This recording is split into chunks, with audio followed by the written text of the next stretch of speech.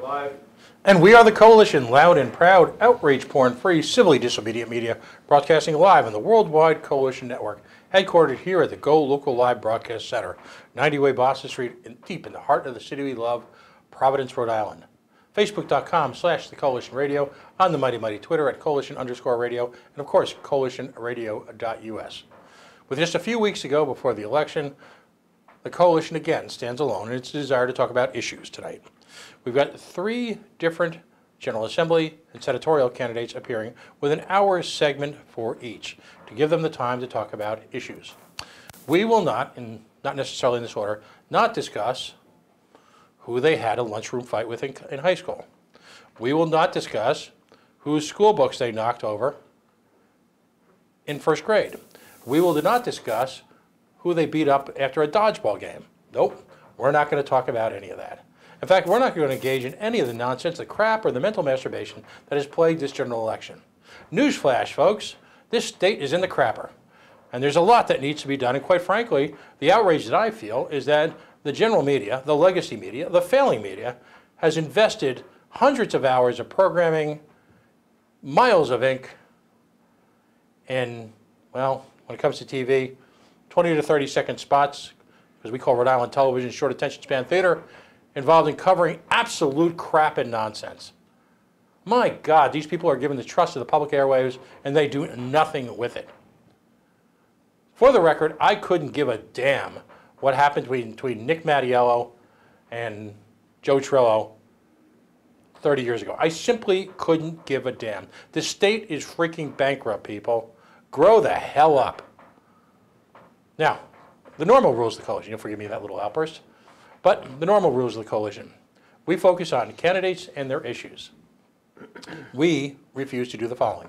We do not handicap elections. I'm not interested in polling data. Neither should you. I'm not interested in fundraising. Neither should you. I'm interested not if a candidate's going to win. I simply would like to know why they're going to win. And in 1 hour of commercial-free / streaming and television, and this hour is sponsored by the fine people at Yacht Club Soda, yachtclubbondingworks.com, we're going to discuss issues. Got off to a little bit of a late start because, like so many people, every day I gather my few belongings, travel north to Massachusetts to do the work that people from Massachusetts won't do. And as an aside, since this is never raised, because God knows there seems to be lots more important things that the media can talk about in Rhode Island, somebody should do a study based on the fact that the entire northern half of the state seems to leave the damn state every day to go work up in Massachusetts.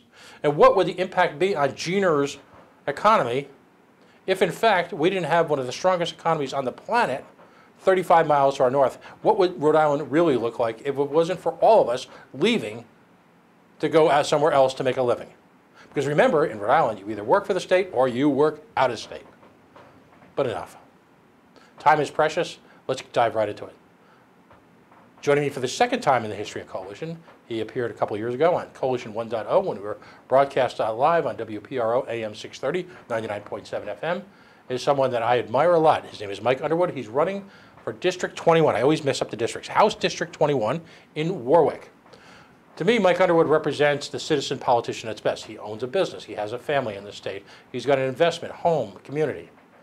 At the same time, he's willing to take time away from his business and his family to do the right thing. I believe, short of engaging in military action on defense of this country, the most noble and patriotic thing that you can do in America, particularly in the year 2018, when seemingly the navel gazers will analyze every action you've ever made as an adult, is to run for political office. So Mike, welcome back to the show. Good to see you again, buddy. Thank you very much. Thank you for having me. All right, so what we like to do here is, since we've got time to actually develop a subject, Mike, give us a little bit about your personal background, where you're from, you know, the real Rhode Island nitty-gritties, what type of work you do, and then I guess if you can kind of segue into what led you to get involved as a citizen candidate. So basically, after I was a twinkle in my mom's eye, or whatever you call it, I grew up in Rhode Island. My father was a Navy man. He retired in Rhode Island. I grew up in Warwick, graduated, went in the Coast Guard for 23 years, and retired. Decided to come back here, and met my wife while I was stationed in Gloucester, Mass. Where were some of the places you were stationed? What was your duty?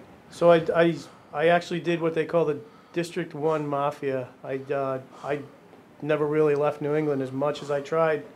I started at Cape May in boot camp, went to a brand new ship that was commissioned in Newport, no less, and then from Newport we went to Boston for the home port, and I spent 2 years there. Then I went to Cape Cod Canal, right on the Cape there, and then I went to Michigan for a quick 90 days to help out with their summer program. Then I came back, and I went to Point Judith, had a great tour there, probably the highlight of my career. I was involved with the North Cape Scandia tug and barge fire. Wow, okay. Big rescue. After that, I went to Chatham, spent 5 years at Chatham, and that's a surf station. That's a different animal in itself. And then from there, I went to a ship in Gloucester, Mass., where I met my wife.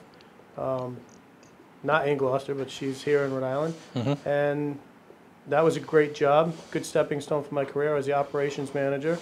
And from there, I went to a ship in Connecticut, New London, Connecticut. It was an 87-foot patrol boat. That was another great job. It was the executive petty officer, basically second in command. And from there, I went to Castle Hill, and I filled in as the executive petty officer for a while because they were having a discrepancy with the person in the seat. So the boss, the guy in charge, asked me to step in. And I decided at that point I was tired and couldn't keep up with the young kids anymore, so I decided to retire. I retired honorably, and I miss it, but I don't miss it because I couldn't keep up with the kids. Well, and talk to us too. I mean, so many Rhode Islanders, we consider the Coast Guard to be our own personal Navy. The dangers, the challenges, the difficulties. You talked about being at a surf station. You were in Boston during a time when in the Northeast when really the fundamental mission of the Coast Guard altered measurably when they became active in Homeland Security, particularly right after 9/11. What was some of the work that you guys did? Were you involved in drug interdiction? Were you involved in airport security from the coastline perspective? Give us some of the mission that you guys were involved in. So you pretty much just said everything that we do, and we are the best multi-mission force that's out there. Every day we do search and rescue. Every day we do law enforcement of some kind, whether it's monetary, whether it's customs, well, it's now called ICE, or whether it's fisheries patrols, or the very core of where we get our law enforcement authority is the boating safety, the safety of human life, basically. Well, and so I have to admit I'm jealous because in one sense it looks like amazing work, but it's also challenging and dangerous. It can be. I've gotten hurt a few times, and I've got some shipmates that will attest to this. It's rough out there, and you get on a slimy fishing boat and you slip on the deck. I've fallen a few times.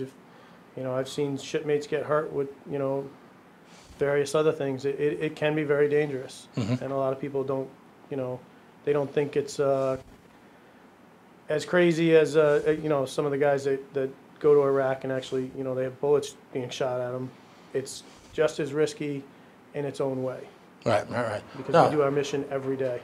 No, that's outstanding. And I don't think anyone, I would never say that people in Rhode Island take the Coast Guard for granted, but it's just this, I think what we live by every day is this sense of security, particularly when it comes to safety in the sea, with which we would never have if it wasn't for the United States Coast Guard. And we're blessed to have such a strong presence here. You've been out of the military a few years. What type of work do you do now? So when I retired, I worked with a couple of friends of mine. I have a friend that's a carpenter. I worked with him for a while before I actually retired. Then I worked with a friend of mine that owns a landscape business, and I kind of wasn't sure what I wanted to do. I liked them both, so I started my own company in 2009, April of 2009, after I had retired. And it was a combination company. It was a home improvement and a landscape company. And now, as of late, I've kind of given up the home improvement side of it. It's just too competitive, and it's too hard to be split between two. And I have to dedicate most of my time during the season to the landscaping, and that portion of it actually took off much better than the home improvement side. So now you've got a lifetime of service to the United States and to the Coast Guard. You've got your own business, which, I work in a peripheral field to yours, so I understand how challenging that is. And, when it snows, you're there. When the cleanups, it's a tough physical business. What led you to becoming, as I call it, a citizen patriot candidate? In the 2014, 15 years, I was very vocal on the Facebook, and that's one of the good things about it is you can, go out there and voice your opinions, and some people will call you a keyboard warrior or keyboard commando or whatever, but I was approached to run, and I had gone to a meeting, and I initially thought I was going to a group meeting to be asked to volunteer for someone's campaign or something to that effect, or see what level of involvement I'd like to be to help someone else out. Well, turns out I was going to a meeting to sit with a few other people to be asked to actually run a campaign. And at the time, that struck the right chord with me, because I just couldn't sit there and yell at the TV at night anymore saying, what are we doing to our state? I don't understand why these people do these things that they do. So I said, yeah, I'll do it. That sounds like a good fit right now. And you kind of mentioned it in your opening that, this average citizen, and that's the way it works. The system works with ordinary people, average people, above average, whatever you want to call it, getting involved, and not just getting involved, but doing the right things and trying to make things better for everyone in the state. So that's where I took it. I took it to the next level and decided to run. I heard someone once say, and I'll refer to this often in my show, that, and it's a great way, it's a great perspective. I wish I was smart enough to have thought of it. Public service is supposed to be about people who want to help lives, not get one. And given the events of the last few weeks in particular, I think it's clear where different individuals lie. This represents a tremendous time commitment for you.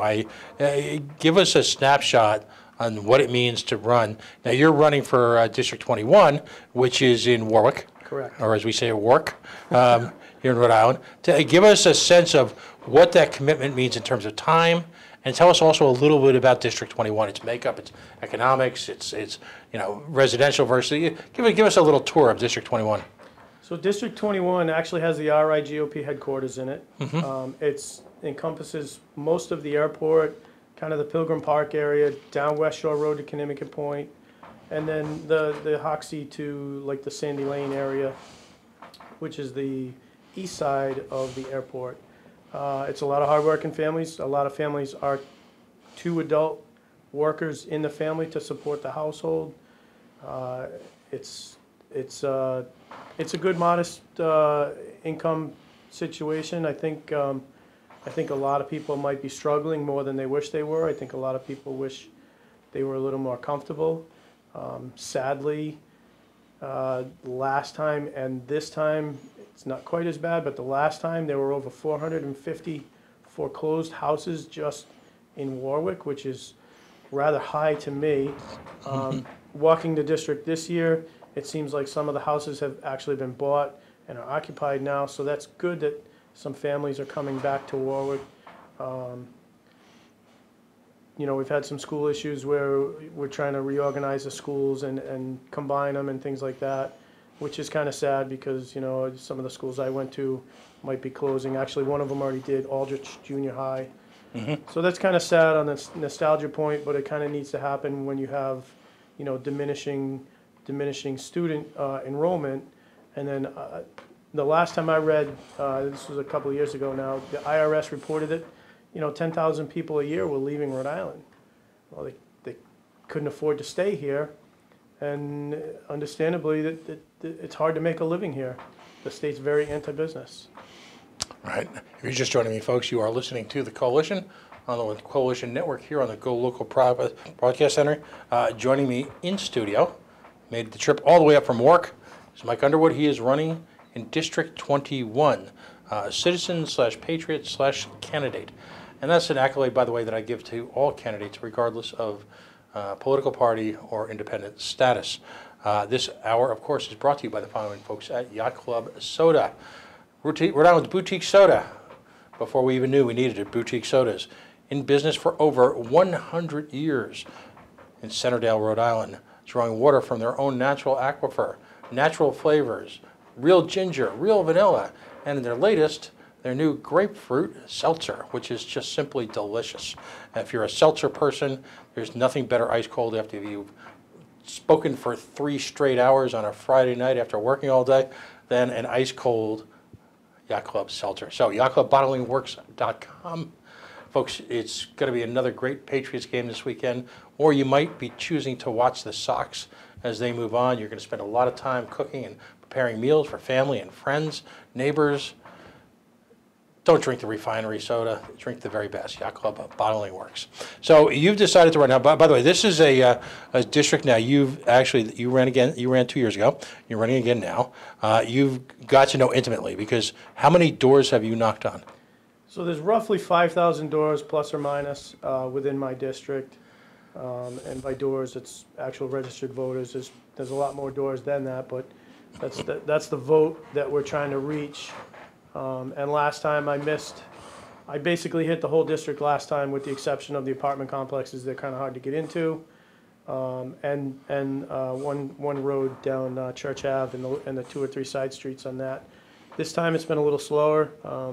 So to get back to your question earlier about time commitment, it takes a lot of time.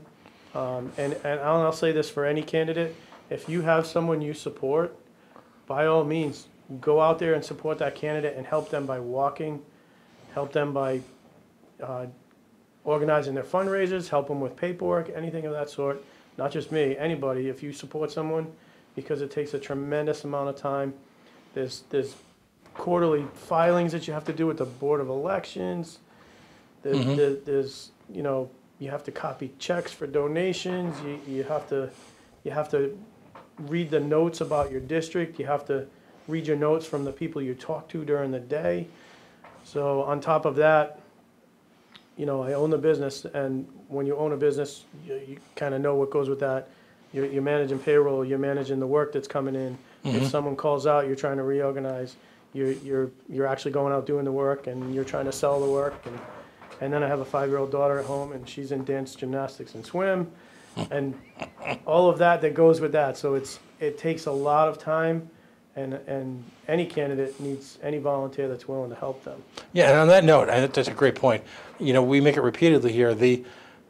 Not everyone can run for office, but certainly everyone can find a few hours of time, or perhaps a few dollars to contribute to help spread the word. Folks, as Rhode Islanders, we have to invest in our democracy. It's simply not good enough anymore to sit idly by and expect someone else to do all the heavy lifting. There are so many different ways you can give. If financially the numbers are tight, everyone gets that. So on a Saturday or a Sunday, rather than go out and putter around the yard, walk with a candidate, answer the phones. And again, you're a gentleman, you put it very nicely, regardless of who you support. Because if we don't invest in our democracy, the machine politics that have brought this state to an all-time low will do so on your behalf. And believe me, they will not do this with your best interest in mind, regardless of how you define that interest. Now, let's talk about issues, because I'm holding one of your flyers. And by the way, where can folks find you on the web? So I have a website. It's I don't want to call it archaic, but it's not updated. I'm not a techie guru, and I was able to get the website turned back on, but what it does contain is my contact info.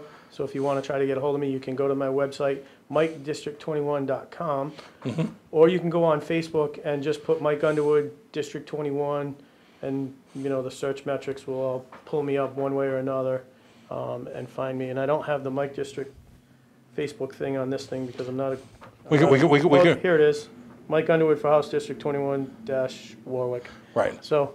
And we've got a link to that, by the way, on the promotional for this show. We linked all 3 candidates' primary media type. So you've got on this. This is the palm card, by the way. That's your bread and butter when you're a candidate. You keep them. Mark's got you set up so you got, what is it? You got one set in one pocket, one set in the other pocket. That's in right. the pen. So I'm going to give a shameless plug here to PPCRI, Precision Political Consulting Rhode Island, they're the ones that kind of brought me in originally, and gave me some training. And yes, you're correct, Mark. You have one in your pocket, and you have one in your back pocket, and then what's important is somebody that goes with you can carry all the extras and carry the noteboard and things of that nature. Excellent. So let's look at some of the issues. First of all, on the back, you represent some of the issues that we talked about, your personal background, your involvement in the United States Coast Guard.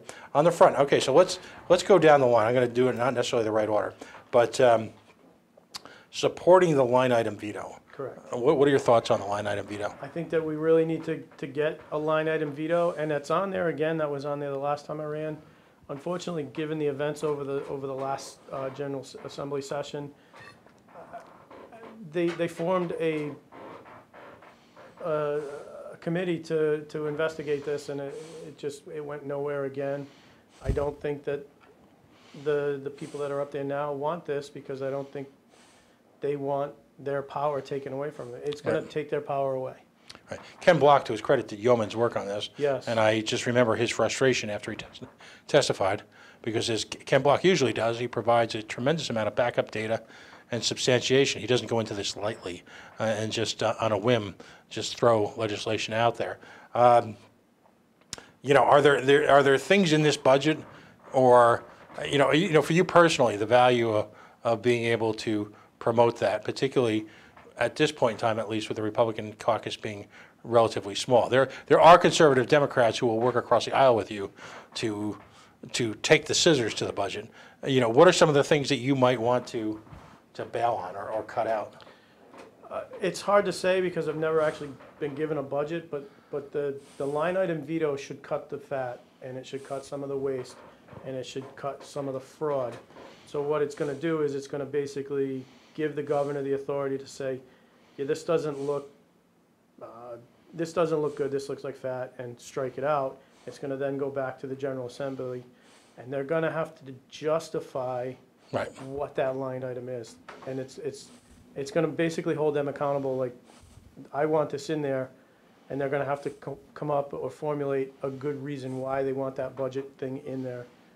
So instead of just, you know, we know how politics works. It's, I'll give you this, you give me that. Well, we need to do away with that. We need to do this that needs to be done, not all of the extra that. Okay. You want to end community and legislative grants. Tell us more. So that the way they're handled now is not a good way. It's it could be looked at as cronyism, favoritism, whatever word you want to call it. What happens is that the money gets doled out.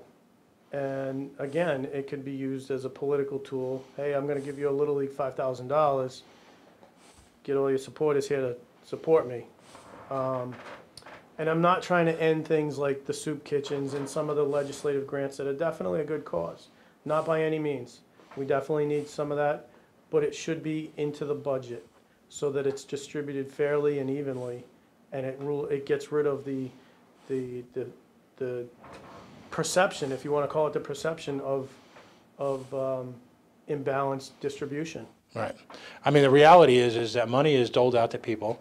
There's absolutely no accountability at that point, is there? No, not at all. I mean, so, you know, however well-intentioned, and let's take the high road for a second. Let's assume that a significant part of these aren't payoffs and aren't outright bribes. You know, we all know the reality. But, you know, I mean, how many times one of the TV shows has a running skit about trying to cash the big check. You know, somebody gets the big check, and you know, at the signing they try to cash it. You tell them, you know, no, it's good. Take it to the bank. You're going to the wrong bank. But the reality is that we have a constitutionally mandated budget process which requires checks and balances, and is also under force of law. People have to spend the money appropriately. If you hand $5,000 out to this well-meaning organization, is there any guarantee that it's going to be spent appropriately? I would say no at this point, but you know, that's the perception. Right. Okay. Repeal tolls. Now there are those people who argue right now. One guy in particular, as he would say, "Hey, fella," and that gentleman is given his weekly, you know, over there at Radio Pravda in the morning on WPRO. Did I say that? where he's allowed to testify, with complete immunity, with real need, no challenge, as to the efficacy of his programs. But how damaging are the tolls going to be once they're actually brought into line? So I drive trucks for my job. Everything I do, right now they say it's just the large trucks. So we'll start there. So you go to the store and you buy something. Pick anything. It can be toothpaste at the store. That is now going to be more expensive because the truck industry or the shipping industry is not going to eat that cost. No business is going to eat a new cost. They are simply going to turn that around and pass it down to the end user, which is the consumer, you, myself, anyone else that buys anything in this state. So we need to seriously consider that. And the whole argument about the lawsuit that's happening, some people are saying, well, that lawsuit's going to create the problem and make them have to toll everybody. And some would say that was by design originally anyway. That they knew that was going to happen and they planned for that and they wanted to toll cars anyway. Right.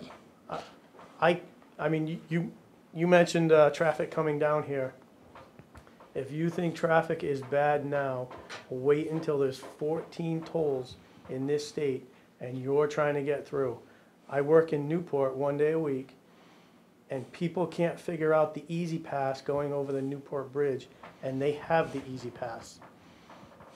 It's going to be horrible for traffic in this state. Turn the radio on any day for the traffic report. Oh, traffic's backed up on 295 and 95 through Providence. It's just going to be horrendous. That's just another little rant of mine because I get stuck in that traffic every day. So now back to myself. If the trucking industry wins the lawsuit and they do end up tolling all of the cars and vehicles, well, now everyone, on top of having to pay more for the merchandise that they buy, regardless of what it is, now they are also going to have to pay to drive the vehicle down the road. That's another expense out of pocket paying to Uncle Sam. And I find it very interesting that the tolls have only been going since June. I forget the exact date. I believe it's June. And amazingly, a huge portion of 95 is already paved and fixed. Where did all that money come from? Well, you see them, when you look at the amount of money that's going to be collected and how little of that will end up actually going for work, it's, the government nightmare come true. Yes. The government gets its scam, it gets its piece of the action, and at every single level, more money is diverted away from the intended use.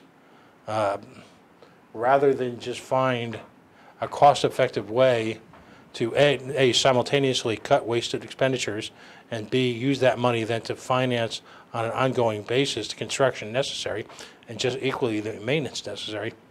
Again, whether it be speed traps here in Providence or whatever madness is going on, the government itself finds so many different ways to divert the significant portion of the money that's supposed to go to the problems it's being collected to fix, that it's a wonder anything gets done here. Right. Gets done here at all. It goes into the black hole called the general fund. The general fund, absolutely. And on that note, by the way, has anyone heard yet recently what's going on with sports betting here at the state? Kate here at GoLocal Prob did some wonderful reporting. If you didn't see it, GoLocalProb.com this week on the beginnings of what's ultimately going to be continued slippage downhill of revenue collections from the variety of gambling cathedrals we have here in this state as they face the reality of competition and also, quite frankly, the aging of their target population. A lot of youth, if they go to casinos, is to go clubbing. They seem to be better at math. They're wise to the ripoff that casinos represent. So what ultimately will happen is as that revenue source deflates and begins to go away, what do we make it up with? Well, God forbid that we should cut the budget. What is it, a $9 billion budget? Just over $9 billion. $9 billion with a B. Yes. For such a small state. The hot button issue of the year, and justifiably so, school safety. What do you think? What I know on the gubernatorial level, if you look at Joe Trillo, he's got a very specific response based on his experience in the security business. If you look at the governor, she's got a very specific response based on the business of using emotions to fundraise. Sorry. You know, I agree. The key issue is to fundraise off the. What's the old line? Never let a crisis go to waste. Right. Fundraise, fundraise, fundraise off the crisis. Don't actually do anything. Yeah. What are your thoughts about school safety, school security? I mean, controversial stuff, third rail stuff, but you brought it up. What do you think? So a lot of our schools are old and aging, and unfortunately society has changed, and we have a lot of maniacs running around. And by school safety, I'm not just talking about, the mass shootings. I'm talking about fire codes. I'm talking about inoperative fire alarm systems. I'm talking about, school safety with mold issues. I'm talking about school safety with, asbestos or lead paint, or, it could be the bullying program that needs to be looked at as well. So school safety is a larger encompassing thing. It's lockdown procedures, it's health safety as far as asbestos and paint, it's mold, it's fire safety, it's things like that. Is it modern? Does it meet standard code? So it's kind of a larger picture. And those things, those things need to happen. This is our future, and we're not doing a good job protecting them. Right. So, from a physical perspective, there's a whole social element to it all. That's, but we're looking for government to actually, and as a libertarian, I'm looking for very little help from government. But, we look to government, since they run the schools, to manage the safety component. Do you believe in police officers there? Are you for metal detectors? And of course, the issue hanging in the clouds is the Google money. As former gubernatorial candidate Patricia Morgan brought up. So, what's your perspective on physical changes to physical plant as well as the Google money? So the Google money has been stonewalled from the current Attorney General. He's not releasing documents. He's charged the former candidate a lot of money from the Freedom of Information Act, Freedom of Information process, or the act, to try to get records. Right. He's charged what I would consider an insane amount of money to get records that are largely blacked out. That's not good government. And I agree with you on, less government is better. That I don't need help from the government most of the time. But if we want to keep our kids safe in today's society, we probably do need to modernize. And if the government is going to be responsible and tell us and mandate us through the Department of Education that our kids are going to go to school, well, then they're solely responsible.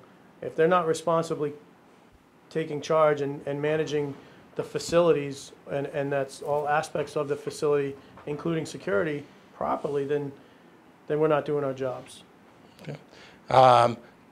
Do you believe in metal detectors at schools? It's hard to say. Our crime statistics in this state at schools, and I don't want to jinx anything, they're low and they're good. I think that maybe that in combination with some people call them resource officers, some are just regular uniformed police officers at the school, are a better way to go. And we're not like some of the largest cities with 2,000-3,000 kids in the school at the same time. Most of our schools are, not quite that large, not unmanageable like that. Although with the combination of the Warwick school situation, I know there's some slight overcrowding happening now. Is that the right way to go? Possibly, but right now what we're doing isn't really working. So, well, the most provocative fact is that, and this is true of a number of the issues surrounding gun control, of school safety. In reality, are we weaponizing, if you will, for lack of a better term, an issue into a policy directive that is ultimately completely unrelated to what it started out as a way. I mean, are we looking? Let me be blunt here. School violence is very low in most of our non-hardcore inner urban core schools. Correct. It's extremely low. And there are other significant issues at stake. Are the emotional stakes of what happened at Parkland driving our policy decisions in a direction that's really not going to solve a lot of the issues that we actually do have? Quite possibly. That's a good way to state that. As you said, don't let any good crisis go to waste. And I think that some candidates may be using that as a political tool to help them get elected. I think that it kind of needs to be on a school-by-school basis. And I think that, I'll say this now, by the governor passing that law or trying to get that stuff going about no concealed carry on school grounds is going to have a negative effect. You know, that might be for another radio show. Well, no, give us sort of a quick snapshot. Why you think that'll be negative? Because the process for a concealed carry person is one of the most stringent you can ever think of. Right. You pass fingerprints, background check, federal, you know, they look at everything you do. Mm-hmm. You're not an ordinary gun crazy guy. You know, they check your mental background, everything. Mm-hmm. You're stable, and you're trained way more than the average guy with a farm gun shooting rabbits and squirrels. Right. You're trained, a lot of people are former military or they're retired police or active police, or Mm-hmm. they obviously fall a little differently, but they're keeping their training up Right. per the requirement to carry. So that's going to open, by taking that out of the window, you just opened a void for a potential to happen, because people are going to say, oh, no one's allowed near there within 1,000 yards or whatever it is. Well, now they know they have some time. Well, and the conundrum has been that consistently gun-free zones are only free of defensive guns, not offensive guns. A friend of mine, John Fennessy, puts it very, very well. The issue with guns does not occur at possession. It occurs when it becomes aggression. And by neutering, effectively, a significant potential for defensive response, any situation, whether it's school, workplace, home, streets, the people who don't follow the laws aren't going to suddenly magically start following the laws. Right, they just don't care.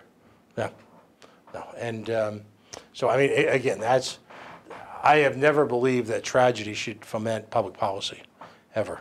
In fact, it's really one of the few roles government does have is to, in times like when there is tragedy, to maintain a level of, I'll call it philosophical sobriety, where you stay, you contemplate, discuss, and analyze the after effects, and don't act so rashly so that you compromise fundamental personal freedoms.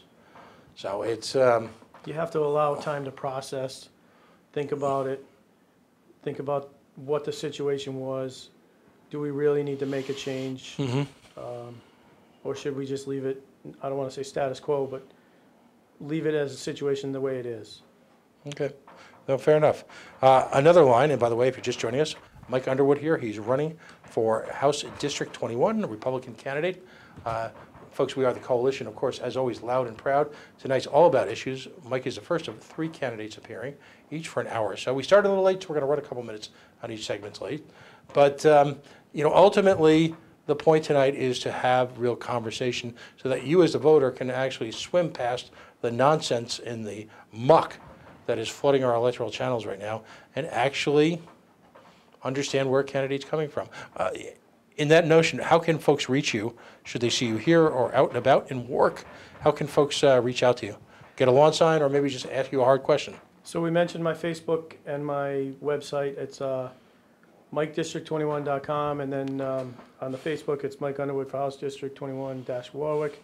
Is it okay to give out my phone number? Absolutely. I have no problem giving out my phone number. If anyone wants to reach me, you can call me at 401-527-5572. And I'm glad to be able to throw that out there because being kind of a solo campaign guy, I have not made it to everyone in the district and unfortunately may not make it to everyone in the district this time. I'm hoping everyone remembers me when they go to the voting booth from the last time and from this time. I did run into a very nice woman in the parking lot, and she said, "I remember you. You came to my door about 3 weeks ago, and you're all dirty and sweaty from work. And you're a hardworking young man, and I appreciate that." So, I think we appreciate the young man part first, and then hardworking second. yeah, she said, anyone that comes out after their long day of work and dirty and they're going to knock on my door to try to talk to me about the issues, I'll gladly support. So that's great. Well, and that kind of leads into my next question based on your handout. You're a 23-year veteran of the United States Coast Guard, active duty in some of the most challenging environments imaginable here along the northeast Atlantic coast. So you understand veterans' issues from the inside out. What are some things you'd like to see change here in Rhode Island in how we work with veterans? And let me just preface this with this remark. Rhode Island should be a veterans' paradise. We are, by New England standards, really the only state that's got a significant exposure to the United States military at this point. It is, by a lot of New England standards, a nice mixture of affordability, and there is proximity to jobs in nearby Massachusetts. So this should be a great place, and we would think we'd want veterans to retire here, given a wealth of experience and what they bring to the community. What are some of the changes that you'd like to see? So I'd like to see, one of the things I'd like to work on is the 22 a day. And I'm not sure if you've heard of that before. Go ahead, elaborate. 22 a day is the 22 lives of veterans are taken every day from suicide. I will give the governor props for, she created a new position last year, and I forget the gentleman's name, but he is down on Jefferson Boulevard, and he's there for anything any veteran has if they have an issue. Whether it's working or not, I'm not sure. I think that something that needs to happen is we need to keep our veterans here. They carry a wealth of knowledge in a variety of different things, everything from leadership to hands-on turning wrenches, to boat work, to airplanes. I mean, you're right, we have access to some very good military units here, and we need to keep those folks here because they carry a lot of motivation and a lot of pride, and they want to see everyone succeed. Not that other people in the state don't, but these are people that are leaders, and leaders under stressful situations, so they can perform. Mm-hmm. As far as helping them, we need to make sure that the homeless veteran that you read about isn't homeless. We need to make sure that we get him the help he needs, and Operation Stand Down does a great job with that. So we need to see if there's ways that we can help them get the resources they need. Mm-hmm.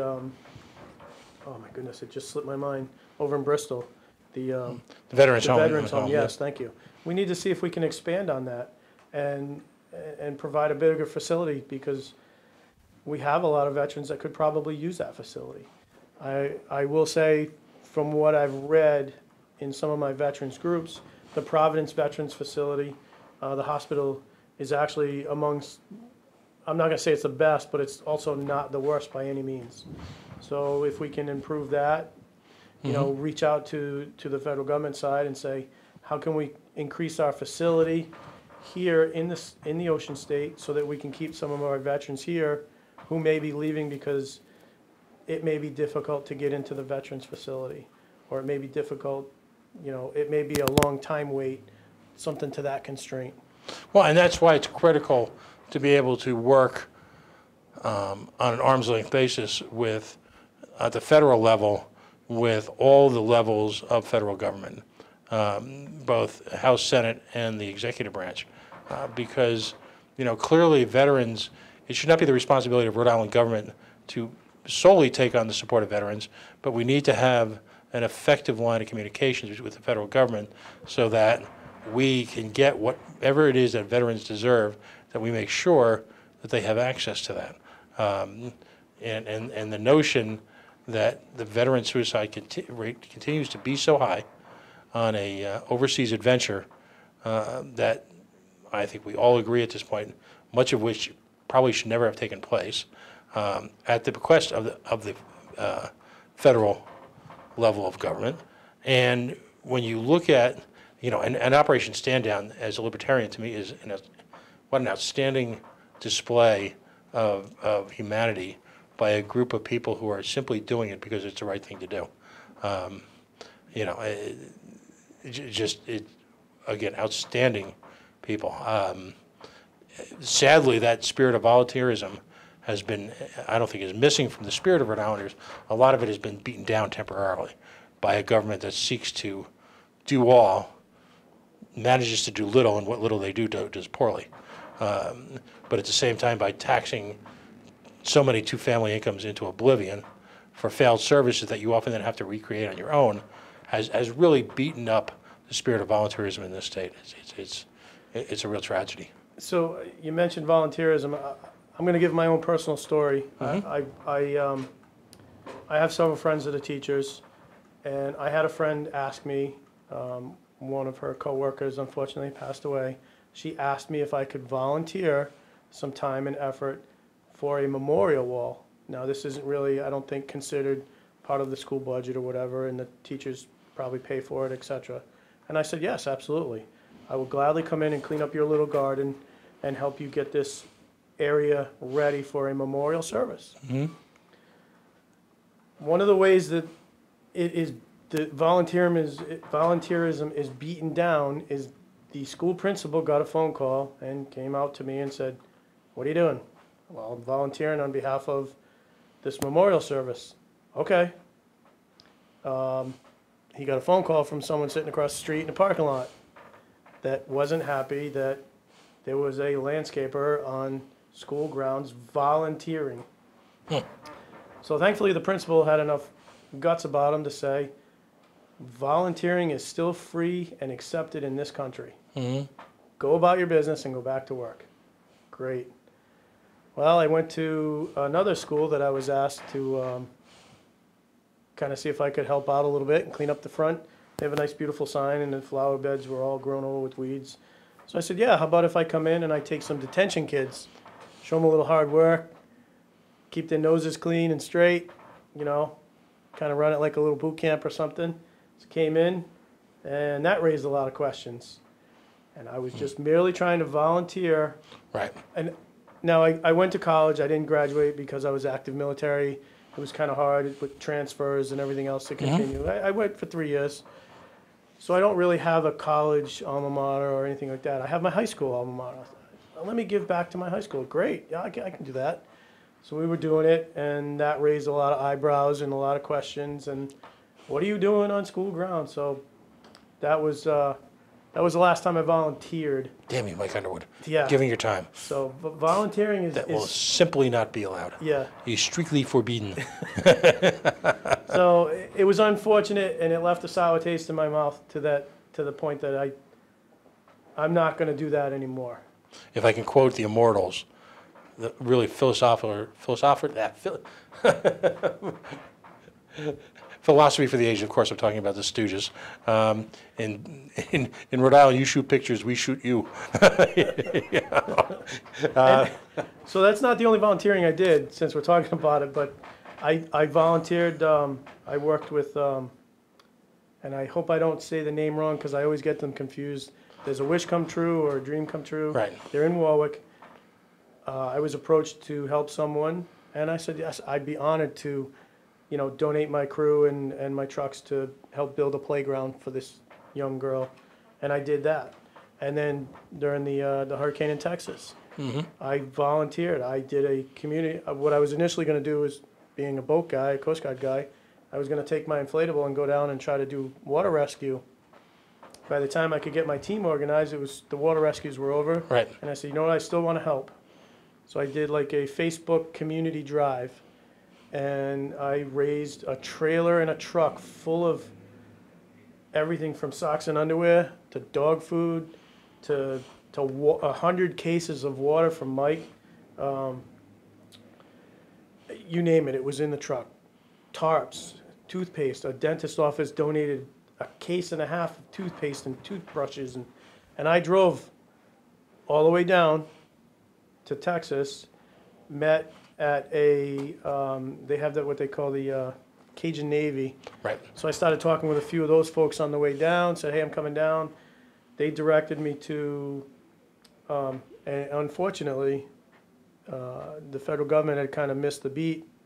And with a storm of that size, it's kind of hard to cover Right. most of the state. But I went to like one of the worst hit areas, and I ended up rendezvousing at a church, and I met some great folks, and I graciously gave them everything in the name of Rhode Islanders. Right. And then I came back home. Nice. Very So- nice.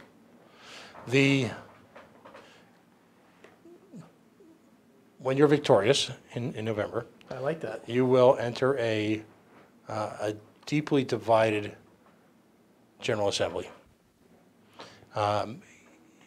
We all know that freshman assemblymen and women are not often granted their heart's desire. But if Mike Underwood, it was magically, the House leadership decided to take, okay, we're going to pick one Republican and we're going to give him his choice. And it's going to be you, Mike. Because you didn't beat up Nick Mattiello, and you didn't beat up any state representative when you were in high school.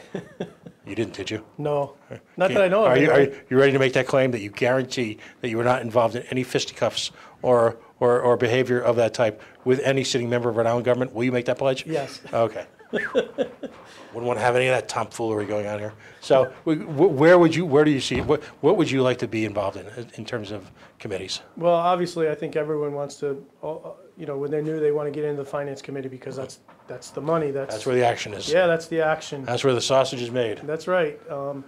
Unfortunately, I think that being a new guy, I don't think that I would get that. I really like our Ocean State, so I wouldn't mind being on environmental. The environmental, I keep saying it wrong. So the DEM, yes. I would consider some kind of a joint liaison with our current military in the state. Mm-hmm. Something to that effect. Right. There's a lot of things I think I could like. I would even get into health and human services, just to kind of poke around with that and see what I could do. But they're fine, right? Nothing big going on there. No, UHIP is a complete disaster. Isn't that the way it's supposed to be? Yeah. Sorry, can't resist. And the Raimondo administration just seems to be right on top of it. Yeah. So Veterans Affairs. Again, the prize seems to be House Finance or Judiciary, but those are the two holy grails. Those are reserved for probably people who do support legislative grants. Right. You could fake. Maybe Yeah. we could all pretend that you're actually in favor of them until you get appointed, huh? That'll be between us? Yeah. Okay. So, and I'm not opposed to reaching across the aisle and working with everyone. And that's the way it's supposed to work. Is everyone is supposed to work together for the state and the constituents of the state. Sometimes it's you give me this and I'll give you that, and that's it's, an old Coast Guard, some person I knew, kind of likened it to horse trading. Right. So, and that's the worst way to do business. Yeah, no, it's unfortunate. All right, so Mike Underwood, you're running for District 21. All right, we put up the links up on the Facebook page. We will again with the when this podcast, if you will, is republished on Facebook, which will happen within minutes after the show. So you have an opportunity to. Are you going to be at any events this weekend, or where are you going to be knocking around this weekend? I'll be in Warwick. I do have something to take care of. Unfortunately, work calls tomorrow morning. It's the unfortunate time of year. I lose employees back to college, so I'm back working on Saturdays. But I'll be around Warwick. I'll be trying to do some more door knocking. I'm there. If you want to talk to me, give me a call. So if people see you, feel free to stop by Absolutely. Come shake my hand. I'll be glad to meet you. and ask the hard questions. Yes, ask me whatever you want to hear, or not whatever you want to hear. Ask me any question you want an answer to. Excellent. Mike Underwood, he's running for District 21, your General Assembly. He is running as a Republican. Tonight is an ecumenical night here on the coalition. We've got Republicans, Democrats, no Libertarians tonight. That's next week. But we've got a host of different approaches to it. I want to thank you for coming on. I want to thank you for running for office. Again, you're a patriot, not just as a veteran, but also someone, and we like to take our hashtag on the coalition, it's hashtag take it personally, someone who clearly takes it personally and is willing to step away. You stepped away from the keyboard, Yes, right? And right into the frying pan. that's right.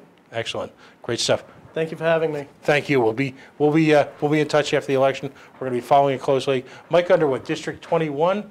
All the links are going to be up on the Facebook page. Folks, you need to support candidates. If Mike Underwood is your choice, it's simply not good enough to think about voting for him.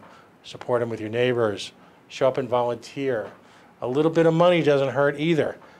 It takes money, sadly. Money is the blood of politics these days. To get ideas out, you're fighting against a constant stream of outside money bombarding individual races with their own perspective. Mike needs your help to get his out. Invest in good government. Thanks again. Thank you. All right, we're going to take a quick break right now. Mr. Steiner is joining us. He's running for District 41.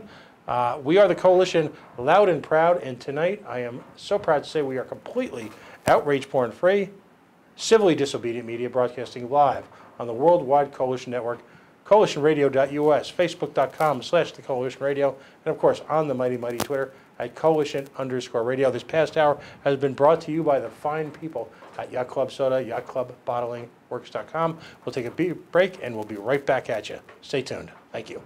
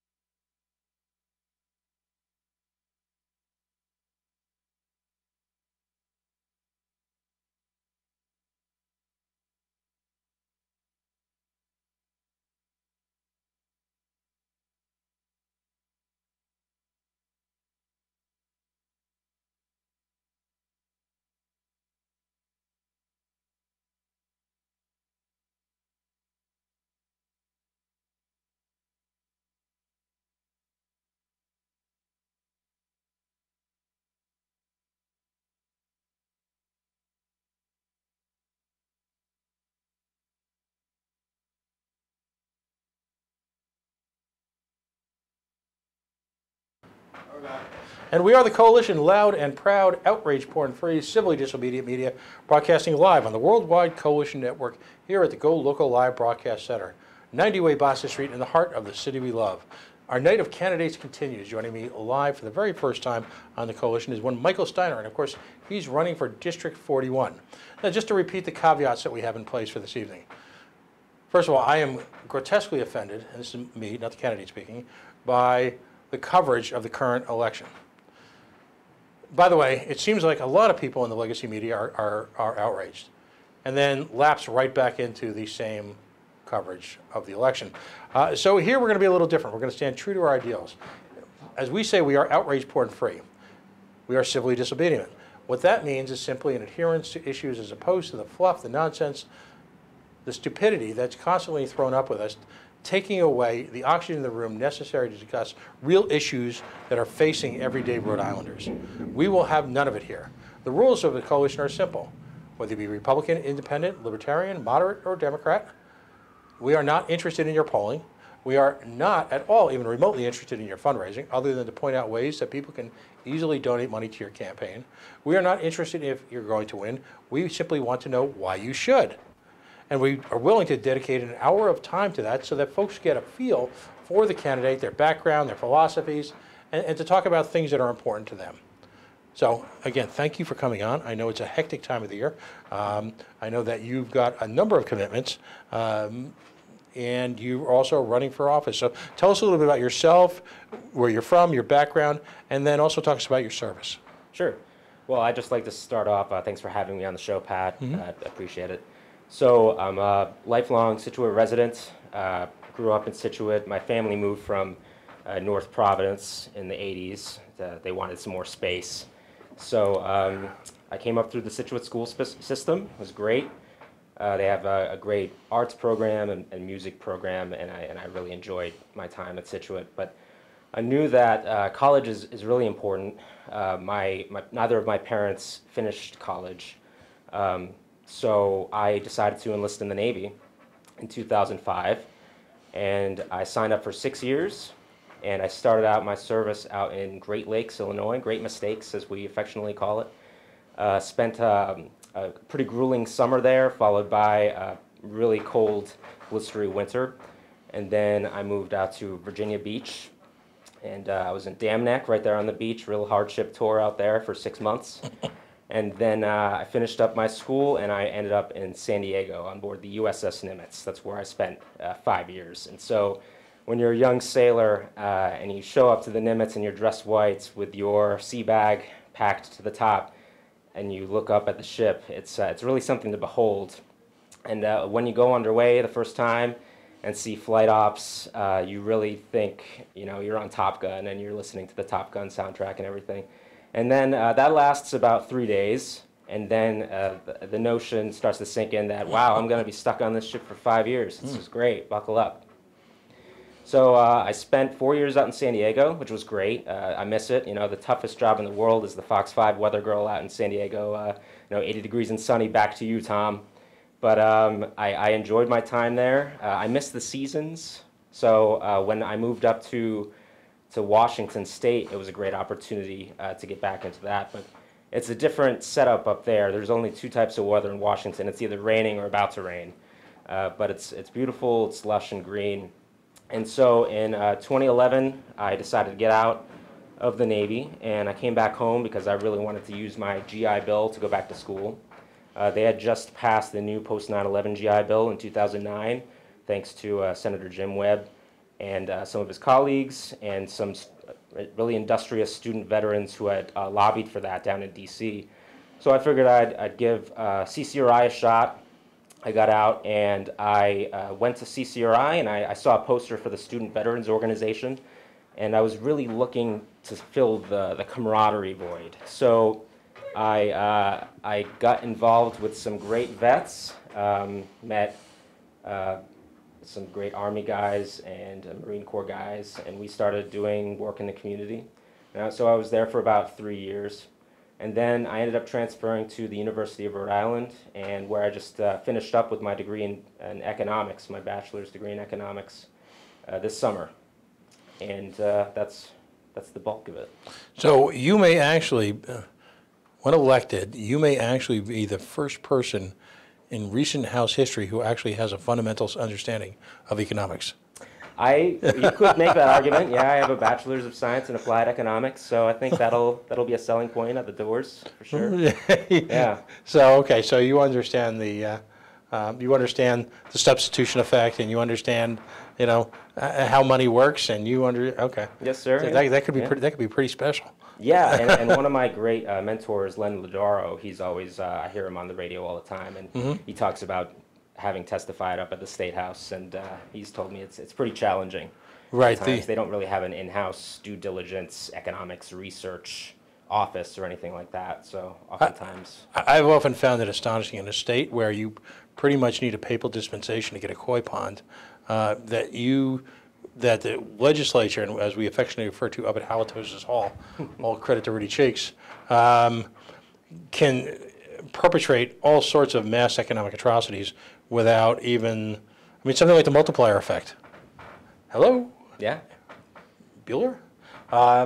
It's the dearth of knowledge it's brutal, and unfortunately it's had some pretty negative impacts on this state as well. But more to your background. So when you were carrier bound, Yes. what were your duties on? So I was a fire controlman. I started out as a seaman apprentice, fire controlman. And so I worked on the 48 Echo radar system. So if you ever look at a big deck aircraft carrier or amphibious ship up forward on the island, there's a big square radar system, and it's a three-dimensional air search radar. So it does bearing, range, and elevation, and it just tracks inbound airplanes and any sort of missiles or threats. And that was my initial system. Then I worked on the Spook 9 Bravo and the cooperative engagement capability. So those were my three radars that I was in charge of. So I started out as a technician, and then I rose through the ranks relatively quickly. I made work center supervisor and then assistant leading petty officer in 4 years. So went up from E2 to E6 pretty quickly. And now I'm still in E6 trying to pick up chief down in Newport as a reservist. Right. So you're reporting for duty every month. Tomorrow, actually. Excellent. Yeah. Excellent. So your commitment to the nation at large did not stop post college. You continue to be involved. Correct. And when you actually reached out about the Paw Sox paper, I was on duty in Newport, so I wasn't able to stop by, but it would have been great. Let's talk about that for a second. I mean, one of the more interesting aspects of your education at the University of Rhode Island, you and a young woman actually penned a paper, not focusing on what was covered by so many at the time was the economic impact of building a stadium, but your analysis focused heavily on the potential impact and what potential uses for McCoy. Right. Post, if in fact the unthinkable should ever happen, which is that these are my words, not yours, but the Paw Sox should decide that they can't rip us off, so instead they're going to travel north, grab a hold of a bunch of yahoos, get $100 million in crony corporatism and welfare, leech off of them after promising all the world to us after having spent generations here. I'm sorry, did I say that? No, I didn't hear anything. Okay. So tell us about that, because what seems to be happening is the late, great Vincent A. Buddy Cianci often used to refer to issues as vapor issues. Something is white hot and then goes silent. There is a critical issue to be faced. I was a libertarian, and as a libertarian argued, I think rather convincingly, because I think I'm a pretty smart guy, that there is no role for government interfering in private markets. So now they've decided to go interfere in someone else's private markets, but you've got this building. Talk about your study, and it's fascinating. Was that done under Professor Lodaro, or? No, so that was a project under the guidance of Dr. Shana Person-Merkowitz down at URI, and a colleague, Bridget Hall, who has since graduated from URI and has moved on to bigger and better things. So that was under this program called the Collaborative, which is no longer around because of lack of funding. But well, tell us about the program for a second, because that sounds fascinating. So I took this honors course in public policy, and there were other teams working alongside us. We had chosen the Paw Sox Stadium project because it seemed relatively manageable. There were some other projects such as the Latino Academic Achievement Gap, the Foster Child Care System Achievement Gap, as far as extending the age out from 18 to 21, things like that. But the Paw Sox project was very interesting. We found some really good prior examples out in the Midwest, cases where minor league baseball stadiums had been turned into housing. There's some. I got to jokingly interrupt you. Sure. Why? Because those minor league baseball stadiums had done so well, or were they abandoned? Abandoned. Yeah. Oh, so, wait a minute. I thought they all made money and generated economic. I'm sorry. No. Go ahead. No. Well, that leads on to another topic. Well, I took this urban economics class, and part of it was sports economics, and I don't believe that investing public money in minor league baseball fields is ever really a good decision. So that's just my experience with that. Right. So this collaborative, actually, you set up, it was project based, and you were actually funded to engage in real-time economic analysis Yes. of big picture issues as they face Rhode Islanders. Absolutely. Yeah. Why? And I'm going to ask you to editorialize for a second. That sounds, as my kid would have said a few years ago, that sounds awesome. Yeah, absolutely. It was Both for the target analysis of the analysis, plus you as an independent thinker, as someone who's bringing academia and applying it to real life. Why the hell would they cut that? That's a great question. They just were not able to continue that. So the collaborative is outside of URI, but Dr. Kirsten Merkowitz is continuing her work down at URI with other students. So she's into economics and public policy. So what came out of the study? Well, we composed this report and we presented it to legislators at the State House in 2016, and that was the end of it, really. I mean, it had to come about because legislators such as the legislators out of Pawtucket, they had this thought because they had this foresight that something was going to happen with the Paw Sox, and they figured they have the students and the money to put to this problem. And what were your suggestions? Well, the housing development was the first one. A magnet school where kids can go and specialize in sports like baseball, and then alongside that, their regular academics or kinesiology or things of that sort.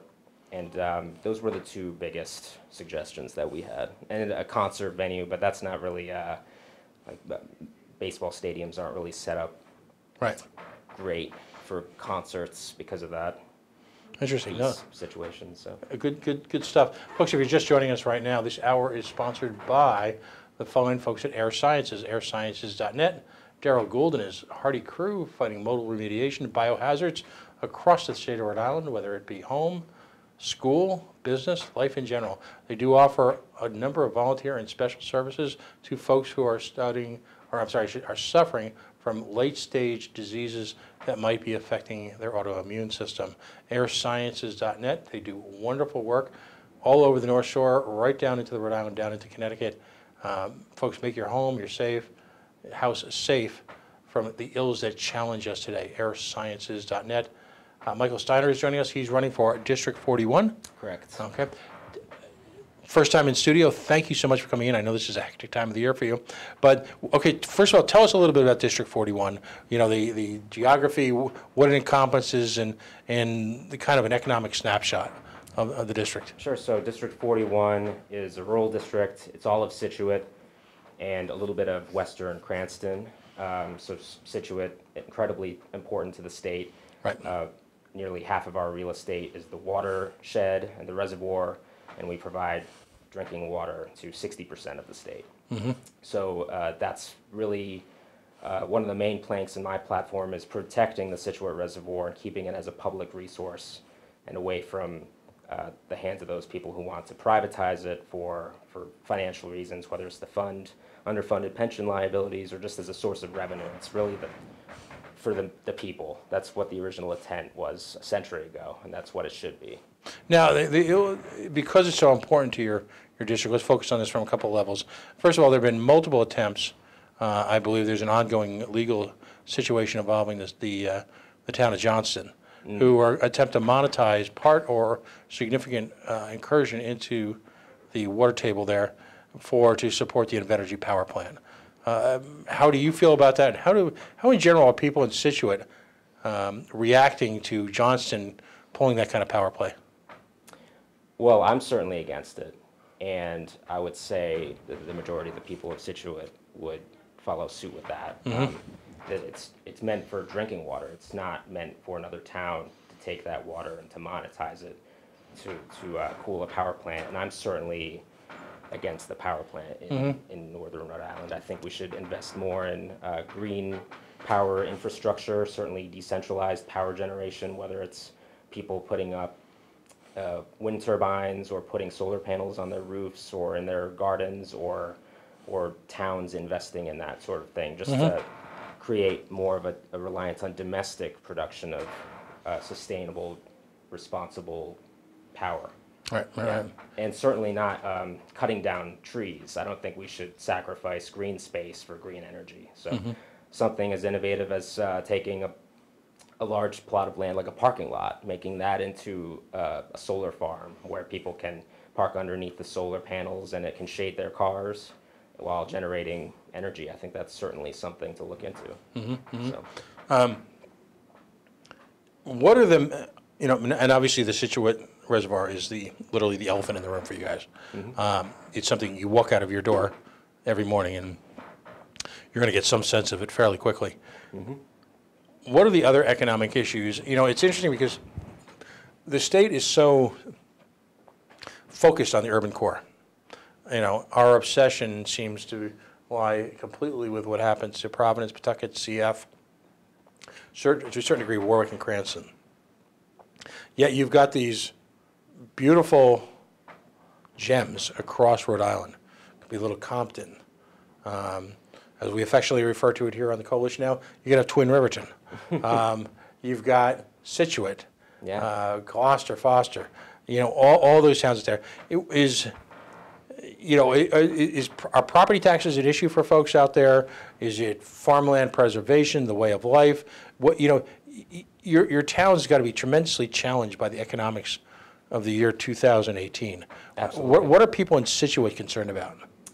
People are definitely concerned about property taxes, and you pay such a high amount in property taxes, and you want to have a return on investment in good infrastructure, certainly roads that are better than a bike path like Route 6, better schools. We just passed a school bond last year to invest in our school system that's falling apart. And I remember when I was coming up through the school system, we were having a lot of the same issues, and we just haven't been investing in infrastructure. We've been kind of conserving financially for the short run at the expense of the long run. And that's what I want to bring to bear in my economics background, is the importance of responsibly investing in long-term projects for the betterment of the district, certainly Situate and Cranston. Now, herein lies the challenge. And this is difficult, regardless of whether in practice everything's easy. In theory, everything's easy. But the reality is a challenge here. You've got selected towns across the state recognizing the responsibility for their own educational systems. And they're very diverse towns as diverse as Barrington and Situate, for example, who have spent at direct expense of the taxpayers of Situate and towns like Barrington enormous amounts of money to engage in your own school infrastructure support. And my hats are out to you. You guys have decided as a community that's what you want to do? Okay. Now, at the same time, you've got revenue sharing at the state level. And again, my frustration has always been that inoculates certain communities from facing head-on the challenges that they should be in terms of municipal efficiencies and taking, quite frankly, some responsibility for themselves, fully realizing that these urban communities have their own unique challenges that sometimes are imparted by them by exogenous economic events that they have no control over. I get that. But what do you say when you've got the state being asked to look at a significant bond issue, and yet folks in Situate seem to be taking care of themselves? How do you juggle those two issues? I certainly think there's a middle ground to be reached there. I take the teamwork approach to things normally.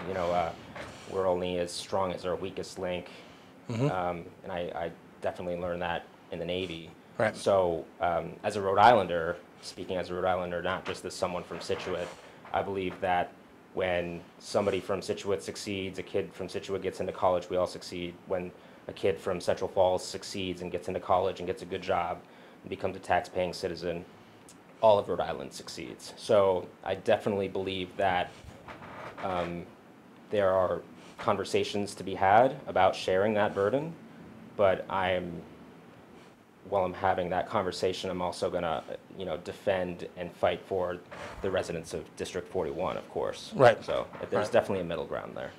Super. Now, you're elected to office. You're running against an incumbent, but you're elected to office. And again, I ask everybody the same question. understanding that you're a freshman, understanding that, it's kind of work your way into things. But if in fact you had your choice, your druthers, if you will, what committee focus would you like to have as a legislator representing District 41?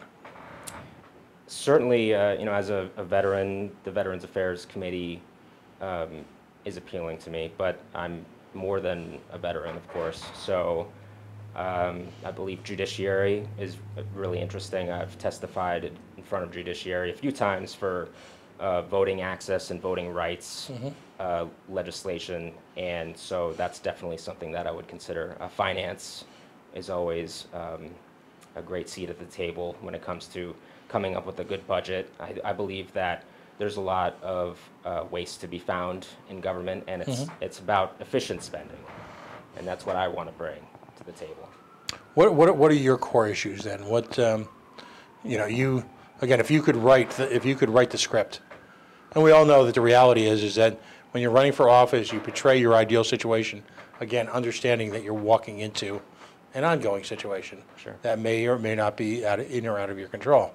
What are you think the break glass, add water, got to do right aways are for Rhode Island when the next session opens up?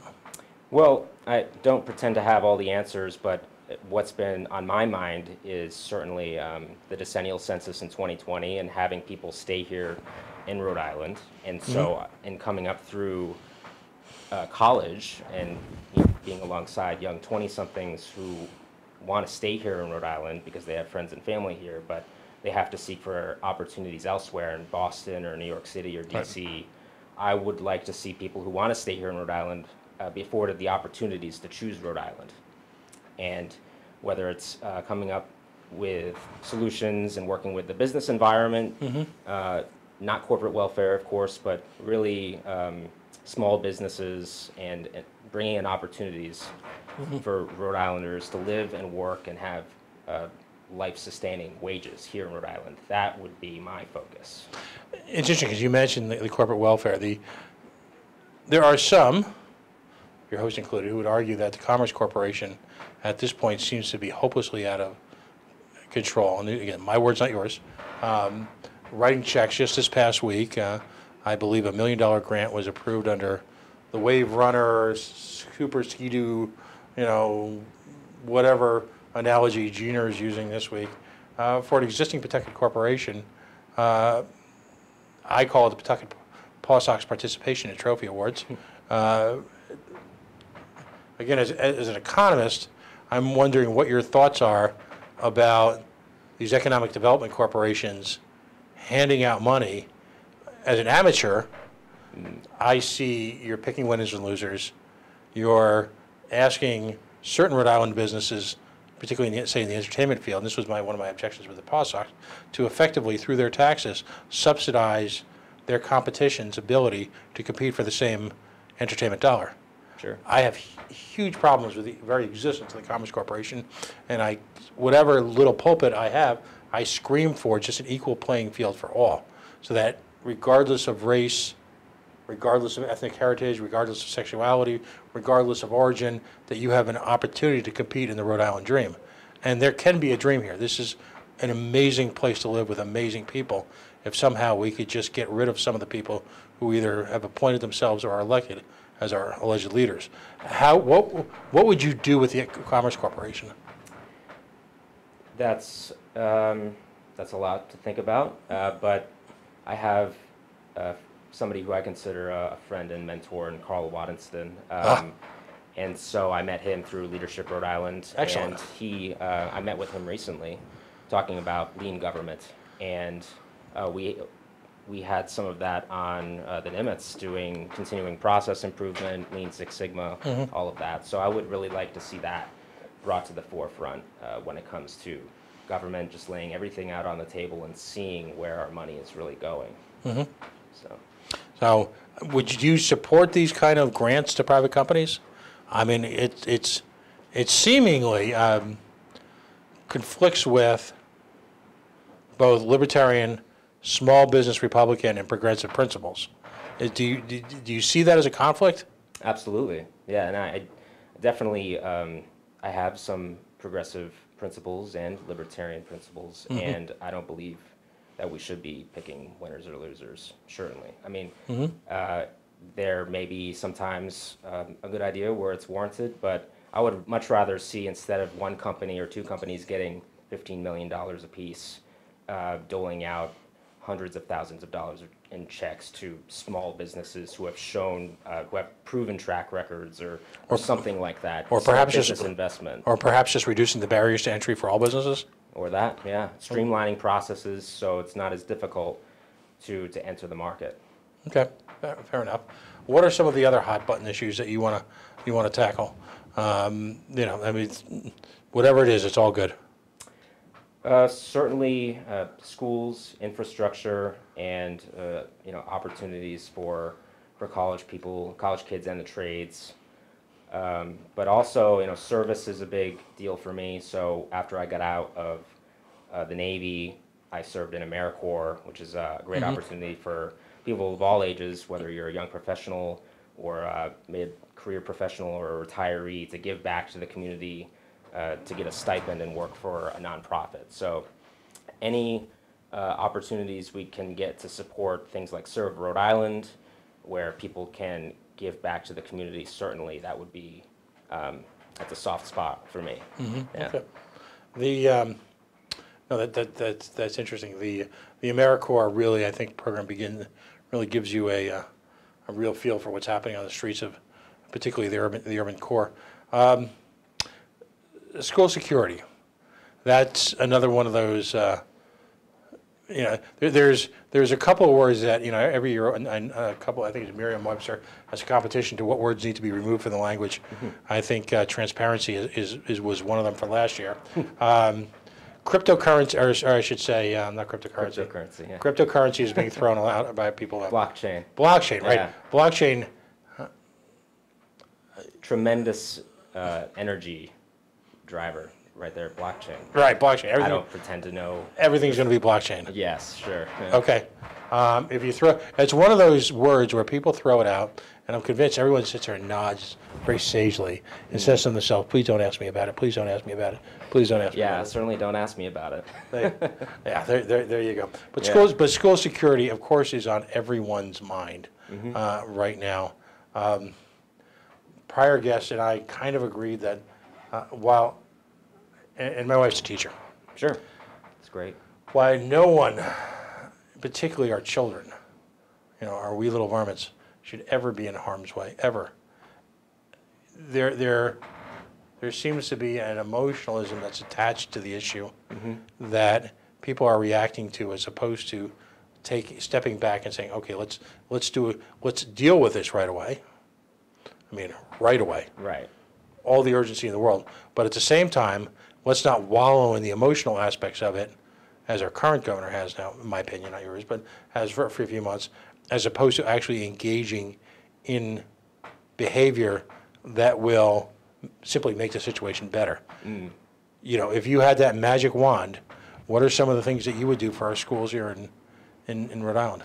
Well, when I was coming up, we had school resource officers, and I believe they were a good resource for students, not only for security, but just anytime you have another adult that you can talk to and air out what's happening in your private life. Maybe you don't want to talk to a teacher or what have you. Right. So that's certainly a great program. But also, I was talking to an educator at Scituate Middle School, and we were just talking about the resources available for psychologists or social workers, and I asked him if he felt that was adequate, and he said certainly not. So that would be an area that I would invest in. I believe we're blessed here in Rhode Island, and I think maybe I would get flayed for this, but I don't necessarily think we have a gun problem. I think we have to address the socioeconomic issues that underlie gun violence, and so I think we have to talk about dual income households where both parents have to work multiple jobs to raise a 5-year-old because childcare is so expensive. We need to concentrate on working families. So that's the long answer. My short answer would be to invest more in psychological resources in the school systems. Okay. No, that's great. That's well thought out. The rush even with the Google money, the rush to put a metal detector in every school seems to be more a focus of looking like you're doing something as opposed to addressing Right. the really substantive issues, the hard issues, Yeah. the uncomfortable issues. And that really hits at something that I see over the past few years is just the militarizing of civil society, whether it's Interesting. going to police departments and seeing surplus military gear, or just like you were saying, securing our schools like secure military compounds. I think that has a real effect on our students' ability to learn, and it's not going to be a good outlook, I think. No, it's funny, in the much discussed issue, a certain conversation held place in the Oval Office yesterday, the word stop and frisk were brought up. And Will always point, it's a very libertarian concept, by the way, the notion, opposing the militarization of everyday society. I always point out that there were 2 Department of Justice studies done about Ferguson. One was, and it was more prurient, was the events that took place at Ferguson. Sure. Less paid attention to, if you will, I don't know if that's proper English, but actually more important than the discussion of the events was the atmosphere that led to the creation of the permissiveness of hostility against existing police forces, which was clearly the responsibility, or clearly the people responsible for that were the law enforcement community in the Ferguson area, who created an environment of outright fear and hostility by engaging in stop and frisk against ordinary citizens. Quite frankly, using someone's racial background as a motivating factor for engaging them. Right. Several folks, regular folks, if you will, not folks with an agenda, talked about the police state-like mentality surrounding Ferguson and that part of Missouri. It was a revenue stream. Exactly. Yeah. And I was just listening, I'm an NPR nerd, so I was listening to this podcast talking about policing in New York City in the 80s, and where they would have transit cops issuing summons to people who were not really violating those particular laws, and then when they failed to show up, that would be a warrant, and then when they came up and got another summons, it would show that they have a warrant, so then they'd be dragged in, and so it's this endless feedback loop where people are basically exploited and extorted. I call it the circle of economic violence, because what happens is once you become part of the judicial system, even at an innocuous level like a civil fine, frankly, your inability to deal with it because of economic issues can turn you into a criminal. Yeah. I mean, one of the things that I would ask you, I'm just going to throw this out here since you brought it up there, I think one of the worst aspects of Rhode Island government is the notion that if you owe the government money, you can't renew your driver's license. Right. Because Now, how are you going to get to work? How are you going to take care of your kids? Right, and so what ultimately will happen is you will be pulled over. Yep. You will then all of a sudden you have the potential to be part of the criminal justice system because you couldn't afford to pay a fine. Yeah, how's that working out for everybody? Right. Right. It snowballs. Yeah, and so you're dragged inexorably downhill. And if folks think I'm exaggerating, and you seem to be right on top of the issue, just talk to folks of lesser means and understand how expensive it is to be poor. Yes. It's very expensive in this state to be Poverty poor. is expensive. Right. I mean, you pay more for everything. Yeah. And you then, again, if you get caught in this snare, yeah. Right. And like I said, I'm blessed to not be in that situation, but there, for the grace of God, go I. And I want to be in a position where we can have those discussions and not criminalize poverty. Right. No, I'm. It's interesting because you probably self-identify more as a progressive than as a libertarian. I identify heavily as a libertarian, obviously. Right. But there's overlap. There's a significant issue in understanding what role the state has in promoting violence against its own citizens. And that's an issue that needs to be dealt with everywhere, not just Ferguson, Missouri, because it needed to be dealt with. Who knew it needed to be dealt with in Staten Island? Right. Who knew? Right, and it's a very difficult topic to address because if you don't address it with kid gloves, you might come off as being anti-cop, and I'm certainly not. And I know there are plenty of great people in the police force. It's not exactly. It's not their problem. It's just a systemic issue. Right. If you're running for office, then you're weak on crime. Right. Well, no, I'm not weak on crime. I personally oppose the death penalty. I take a very, as a libertarian, I believe in small government. Then how can I possibly promote government to having the ultimate power of life over death? Right. I can't. It's hypocritical at the very least. But then again, all of a sudden I'm soft on crime. Well, no. Right. And I don't believe it to be a powerful deterrent. And so what if that happens and you're wrong? You know, even if you do that 1% of the time, that's 1% too many. Whereas the same people who are okay with that scream about 0.0025% voter fraud.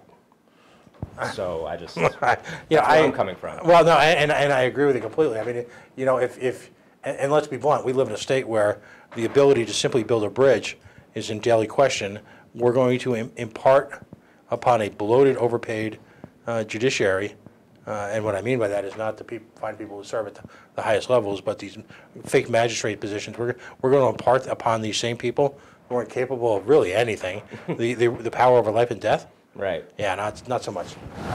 You know, and again, I don't think you and I, you know, you've got a strong military background. I don't think anyone's going to accuse you of being weak on anything. You know, you know. Well, you might be surprised. Well, you know, send them my way. I will. You seem infinitely more polite than I am, and that's a compliment. Yeah. No,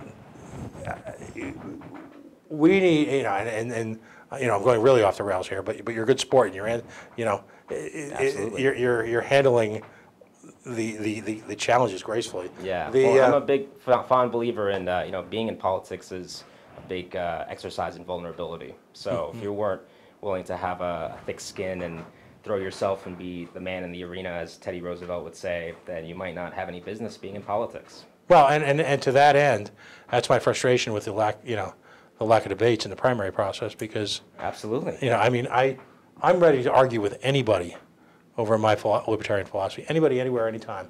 You know, just stop me in the streets. I'll get why certain of our leaders, purported leaders, two of whom are now in the final running to become governor, were afraid. Where's my, would have said when I was little, they were fraidy cats. Afraid of doing that. So all the credit to you. Legalization of cannabis. To me, it's a question of functional civil justice. You know, to me, and obviously I oversimplify maybe, but if I can have a glass of bourbon, why can't I smoke a joint?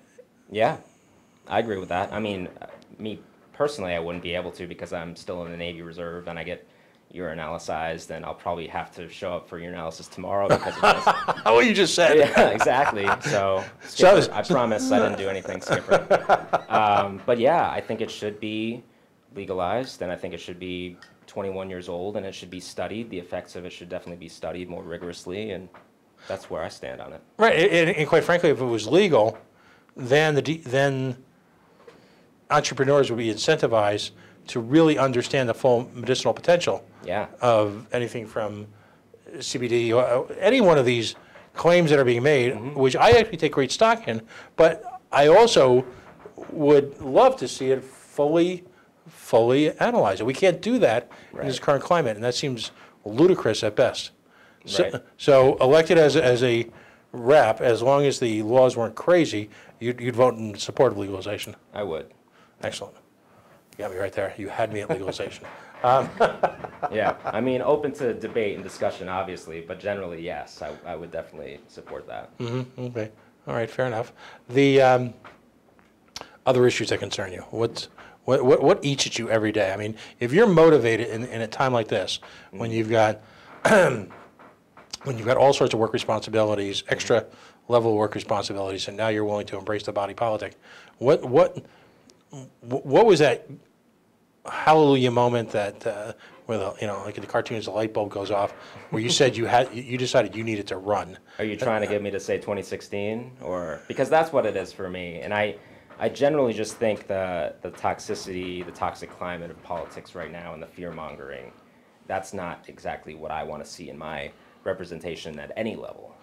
So I want to talk more about opportunities and not objectifying the other as some sort of invader trying to take what's mine. I want to work with members of the community to bring us to a better and brighter Scituate, Cranston, and Rhode Island.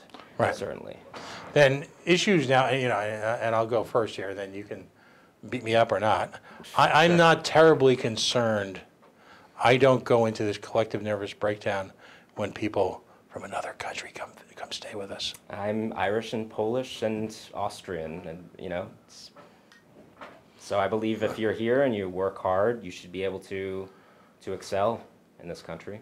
A path of citizenship, an easy way to work legally.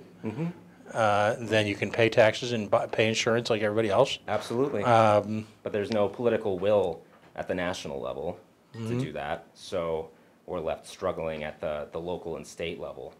But I don't believe that local resources should be dedicated to weeding people out. I think it should be dedicated to educating and keeping us safe and, clean drinking water, food security, all of those things. Right.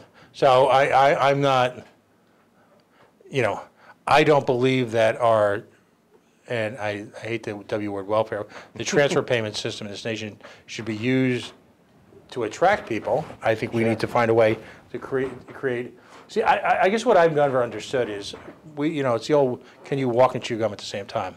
See, I don't understand why we can't simultaneously work to create an even playing field to grow economies for people of all levels, economic levels, while simultaneously understanding that the small percentage of violent people who are here illegally should be removed, but understanding that statistically, in most studies, there's a lower rate of crime for people who are here as immigrants, legal or otherwise, than there is by people who are born here. Right. So why can't we just fix those all at the same time?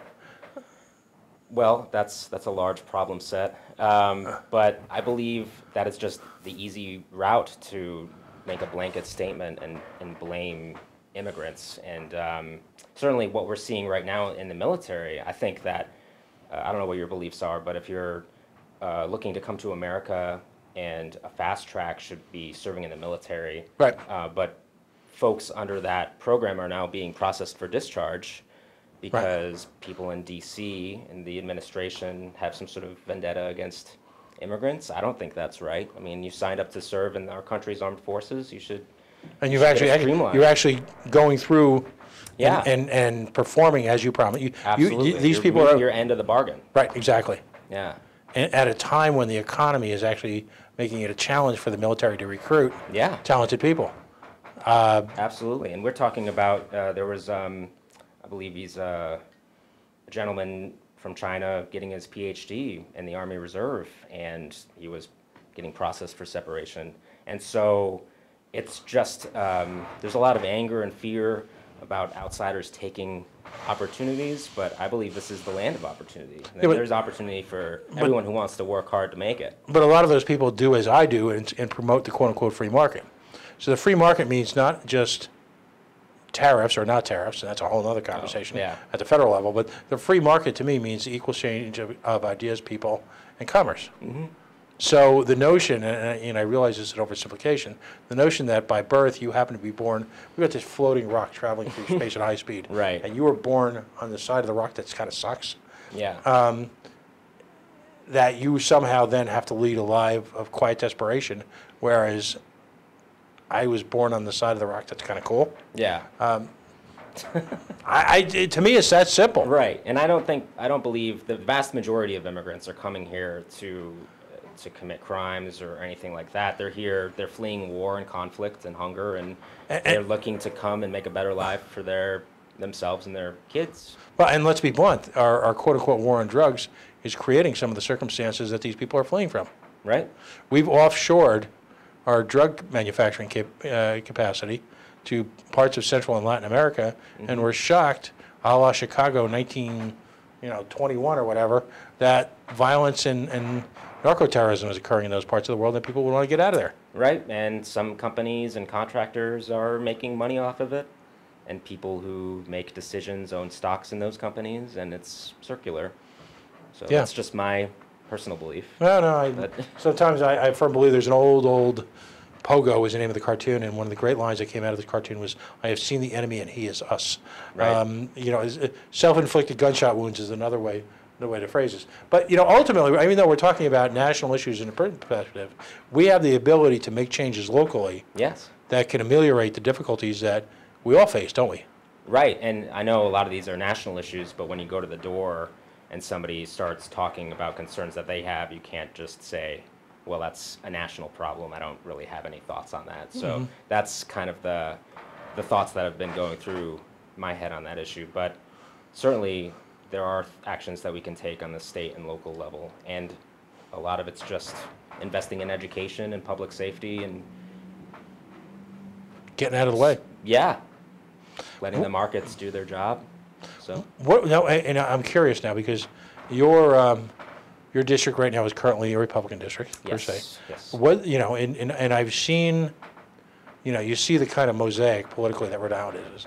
It is certainly, although it's quote unquote overwhelmingly blue by some definitions, there is certainly, Well, there are hues of blue, right. so I think And that there's kind of gets a lost. lot of purple. Yeah. A lot of yeah. purple.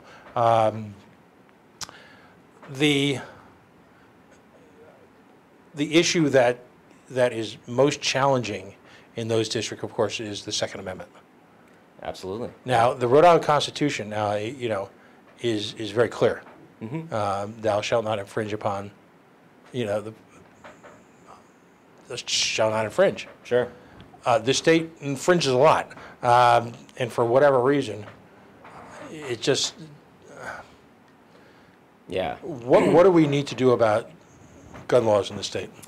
I think that the gun laws that we have on the books are fine as is, but as far as the Second Amendment goes, I support all the amendments. I'm a huge fan of the First Amendment and journalists, and certainly the Second Amendment. I was having a great conversation with a retired Marine Lieutenant Colonel down in wargaming at the War College, and we were talking about how the word people is not defined differently throughout the Constitution. So it says the right for the people to keep and bear arms shall not be infringed, just like people have the right to peaceful assembly. So that's where I stand. I believe that the people of District 41 are responsible gun owners, those who own guns. They go for sporting or for fun, for hunting, what have you. I own 2 pistols. I'm weapons trained from the Navy, a brief amount of weapons training from the Navy. And so I don't see it as a huge issue in my district. I'm a Second Amendment supporter. Okay. So how has the reception been to someone who's a Democrat? Yes. Well, it was funny towards the beginning of my race. I'll have posted about something totally unrelated, and they'll say, "Well, that's great, but how do you feel about guns?" And I'll say, "Well, I support the Second Amendment." So there is some baggage that comes with being a Democrat in my area. Right. But the reception's been pretty warm. So How can people find out about your campaign? it's Michael Steiner for staterep.com. Michael Steiner is actually a really popular name, it turns out, so the name was taken. And just at Steiner for Rep 41 on Twitter or Facebook. So Okay. Yeah. And you'll accept donations there as well? I certainly will, yeah. Okay. Got any big events coming up where are you going to be out and about this week? I'll be attending a fundraiser Saturday night. Where's that going to be? It's for the Clayville Elementary School, so Okay. it's not for me, but I'm just supporting the local school. That's where I went to school. And also the Scituate Democrats will be having a fundraiser Sunday for our treasurer candidate. So no okay. big events for me, but Okay. definitely we can get that out there. But you're out and about, and Yes. you invite people to engage, and Absolutely. After my drill is over at Newport, I'll be out and about. So so if they see you, stop by, say hi, absolutely. and you're clearly a good sport. You're clearly willing to answer all the questions. Absolutely. Anytime, Pat. Excellent. Yeah. Well, thank you so much for joining us tonight. I really appreciate you coming all the way from Scituate to the big city. Yep. Are you going to bring back supplies, or are you going to? Yeah, I'll get in the wagon and head west on 6. So probably after some ramen. Excellent. I wish you nothing but the best. Thank you. You're a patriot, as you and my previous guest have both served this nation under difficult circumstances, and your willingness to come back and serve the community in a highly personal way. Don't anyone ever doubt, particularly after the events of the last week or two, how much of your personal life you put out there for public view, should you engage for high office. And that's, you've got a family and you've got loved ones, and so it's outside of actual military service. It's quite the sacrifice for your community, so I admire you for doing it. Thank you. Thank you very much. All right. All right. Folks, we're going to take a quick break right now. Our marathon stretch night on Candidates Night continues. We are the Coalition, loud and proud, outrage porn-free, civilly disobedient media, broadcasting live on the Worldwide Coalition Network here at the GoLocal Live Broadcast Center in the heart of the city we love. This past segment has been brought to you by Air Sciences. Of course, mold remediation, biohazards in the school, in the home, in your place of work. Darrell Gould and his crack team are willing to go all over New England at this point, all over the planet, just to make your workplace, your home, your school safer. airsciences.net. Folks, we're going to take a quick break. We'll be back in just a couple minutes.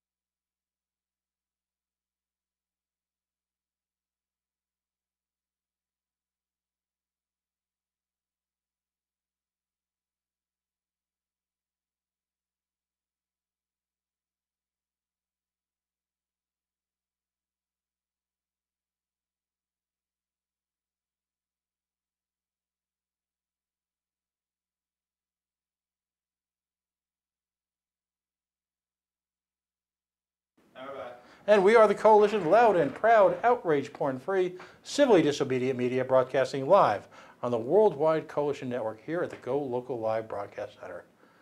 90 Way Boston Street in the heart of the city we love, Providence, Rhode Island.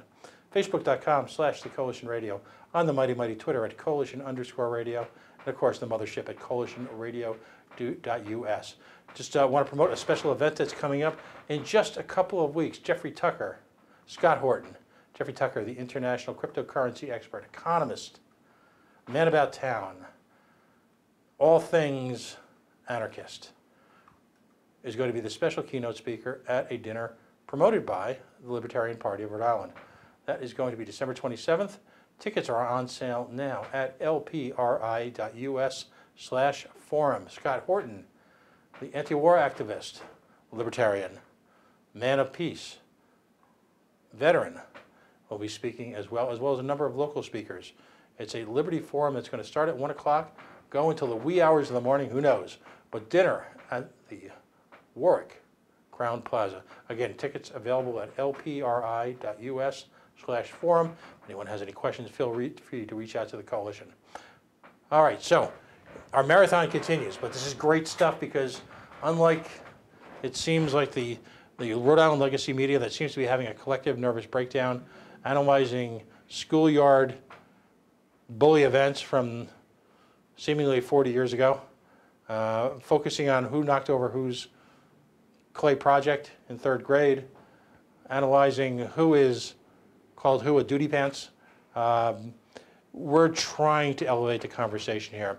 As I've told you a number of times tonight, what I find ironic is the legacy media will sit there and complain about the conversation and the level it's taken, while at the same time keeping the conversation at quite that low level. We're different here. The rules are simple.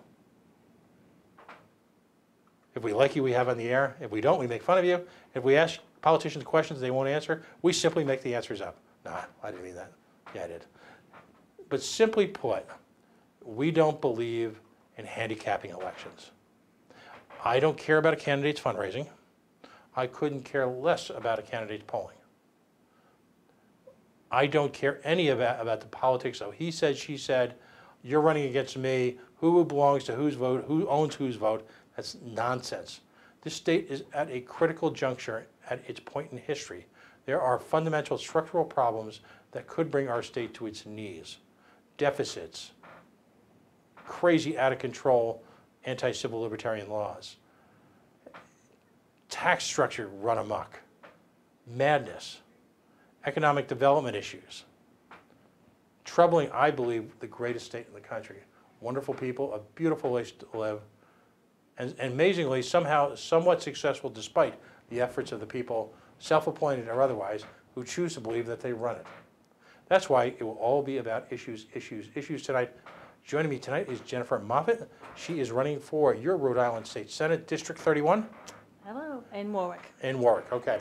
So I met Jennifer for the first time at, as we refer to it, all credit to Rudy Cheeks, Halitosis Hall in the wee hours of the evening.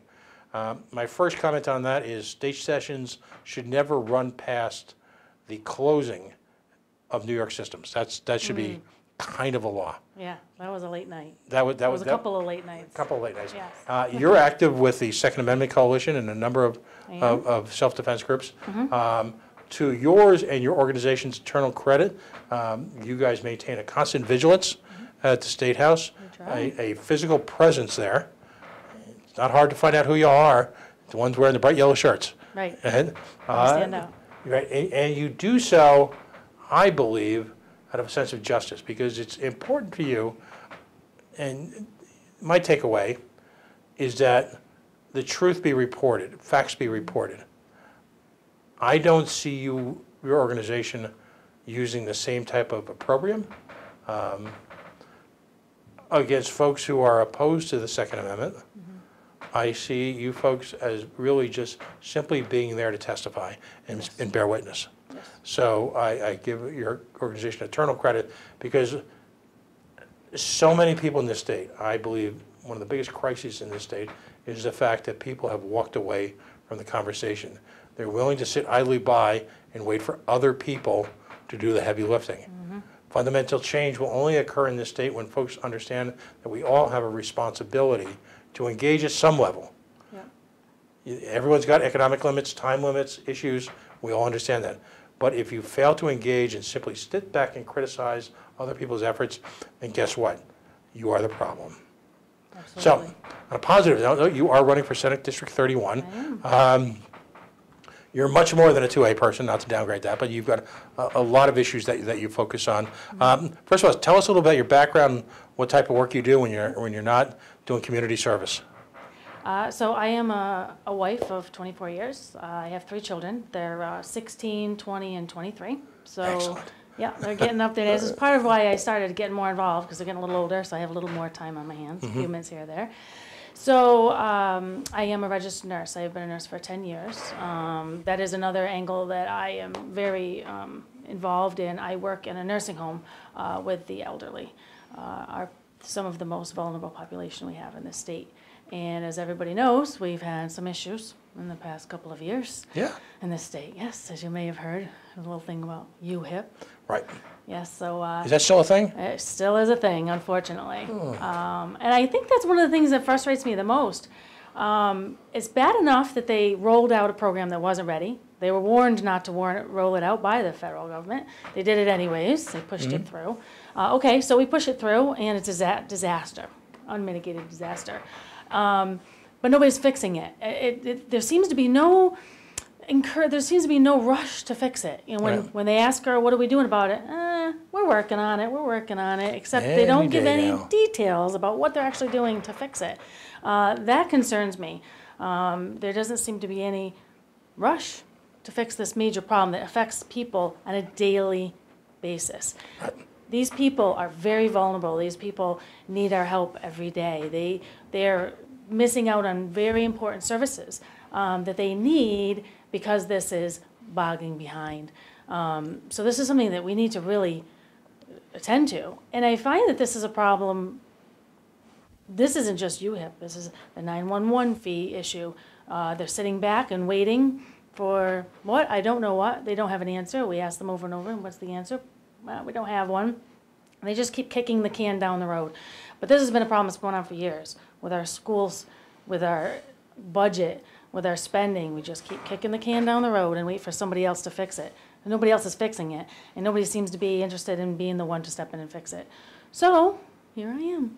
I'd like to be one of those people. Excellent. Now, you've been a nurse for 10 years. I have been. Where'd you go to nursing school? CCRI. Cool. So let's talk about UHIP, because the temptation would be to spend all our time talking about the Second Amendment. For whatever reason, the state of Rhode Island decided it was a really good idea to get into the IT business. Now, you know, my mom was a nurse for 40 years. A number of people in my family, extended family, are all involved in healthcare. You know, how much time and oxygen does big healthcare take out of your day every day? As someone who's, when I talk about being on the front lines of patient care, that's not some tired cliche in your case. You are literally the front line. Nursing is, I call this with great affection, admiration, and love, the duct tape that's holding together our entire medical system. Yes, and what a struggle that we're having is that we're allowed to spend less and less time with actual patient care. We are in charge of taking care of an enormous number of people at any one given time with less and less funds to do so. It's quite disturbing, it's quite saddening and maddening, and we spend more and more time doing paperwork and trying to keep up with all the constantly changing regulations, which we understand a lot of them are needed, but if we don't have the funds to staff these places correctly, we can't take care of these people, and this is very, very sad. And it isn't even just nursing homes. So we're looking at DCYF. It's a disaster. We can't get enough workers to get out and take care of these people. And unfortunately, what happens is the people at the front line are the ones that take the brunt of the problems. So when things fall apart, like it did, like it has, they're the first ones to get blamed. They're the first ones to be called out on it. But unfortunately, their hands are often tied with the amount of time and staffing and help that they have. Right. Now, this not only is a challenge to the patients, but the UHIP crisis has really put privately owned nursing care, privately owned healthcare facilities, again, I'll use the duct tape analogy again, are really the difference between us and complete breakdown of our medical system, if you will. I don't even know if you could dignify it with the term system anymore. In the absence of private care facilities, there is clearly not enough bed space for, well, really anything. No. So everybody's overwhelmed. What type of financial pressure has this chaos put on the organizations that you're familiar with, private organizations? Oh, it's difficult to explain. I mean, most nursing homes in the state are running in the red at this point, waiting for reimbursements, and it's always a struggle. Everything is always behind the 8 ball, but this has really put a very heavy weight on the nursing homes to keep going, because as it is, the reimbursements that we get from Medicaid is so minimal to begin with. It isn't even come close to enough to take care of these people properly. We rely on a multitude of things, including skilled care and Medicare besides Medicaid. It's pretty complicated, but at the end of the day, we don't get paid enough to take care of these patients to begin with. And if we have to wait 6 months or a year for these payments to come through, the only people suffering are elderly, are people who we should be taking the best care of. These are the people that fought for our country, that have built our businesses and our infrastructures, that have taken care of us all these years, and now these people are not being taken care of the way that they should be. They're the first line, front line victims of the Raimondo administration. Absolutely. Yeah, no, it's stunning to watch. It's from my perspective, my comment's not yours. When I see the national coverage of the Raimondo administration that is so glowing, and yet I see firsthand, literally firsthand, because of some other things that I'm involved in, the tragedies that are taking place. You know, we've already lost several healthcare facilities in the state. You know, the governor would like to promote job creation. Well, how's that working out? I mean, it's not. No. It's just simply not. You know, which kind of leads me into the next question. Kind of going out of order here a little bit. You know, you've got these two divergent focuses. I mean, issues that are worlds apart from each other, yet you're intensely involved in, to your credit. You're elected.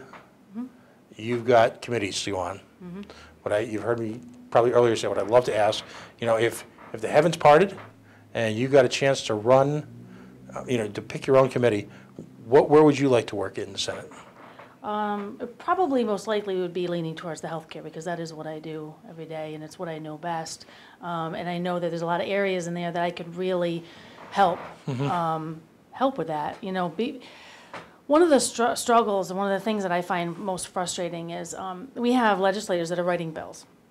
And nobody expects them to know everything about every topic that they write on. Right. But you should be responsible to find out about that information. If you're voting on a bill, you should have a little knowledge about what this subject is about. So I understand that not everybody can have knowledge on everything, but you should be wanting to spend the time to do the research to find out. And the basis of our country, of how this was all supposed to be created, was to have a divergent group of people.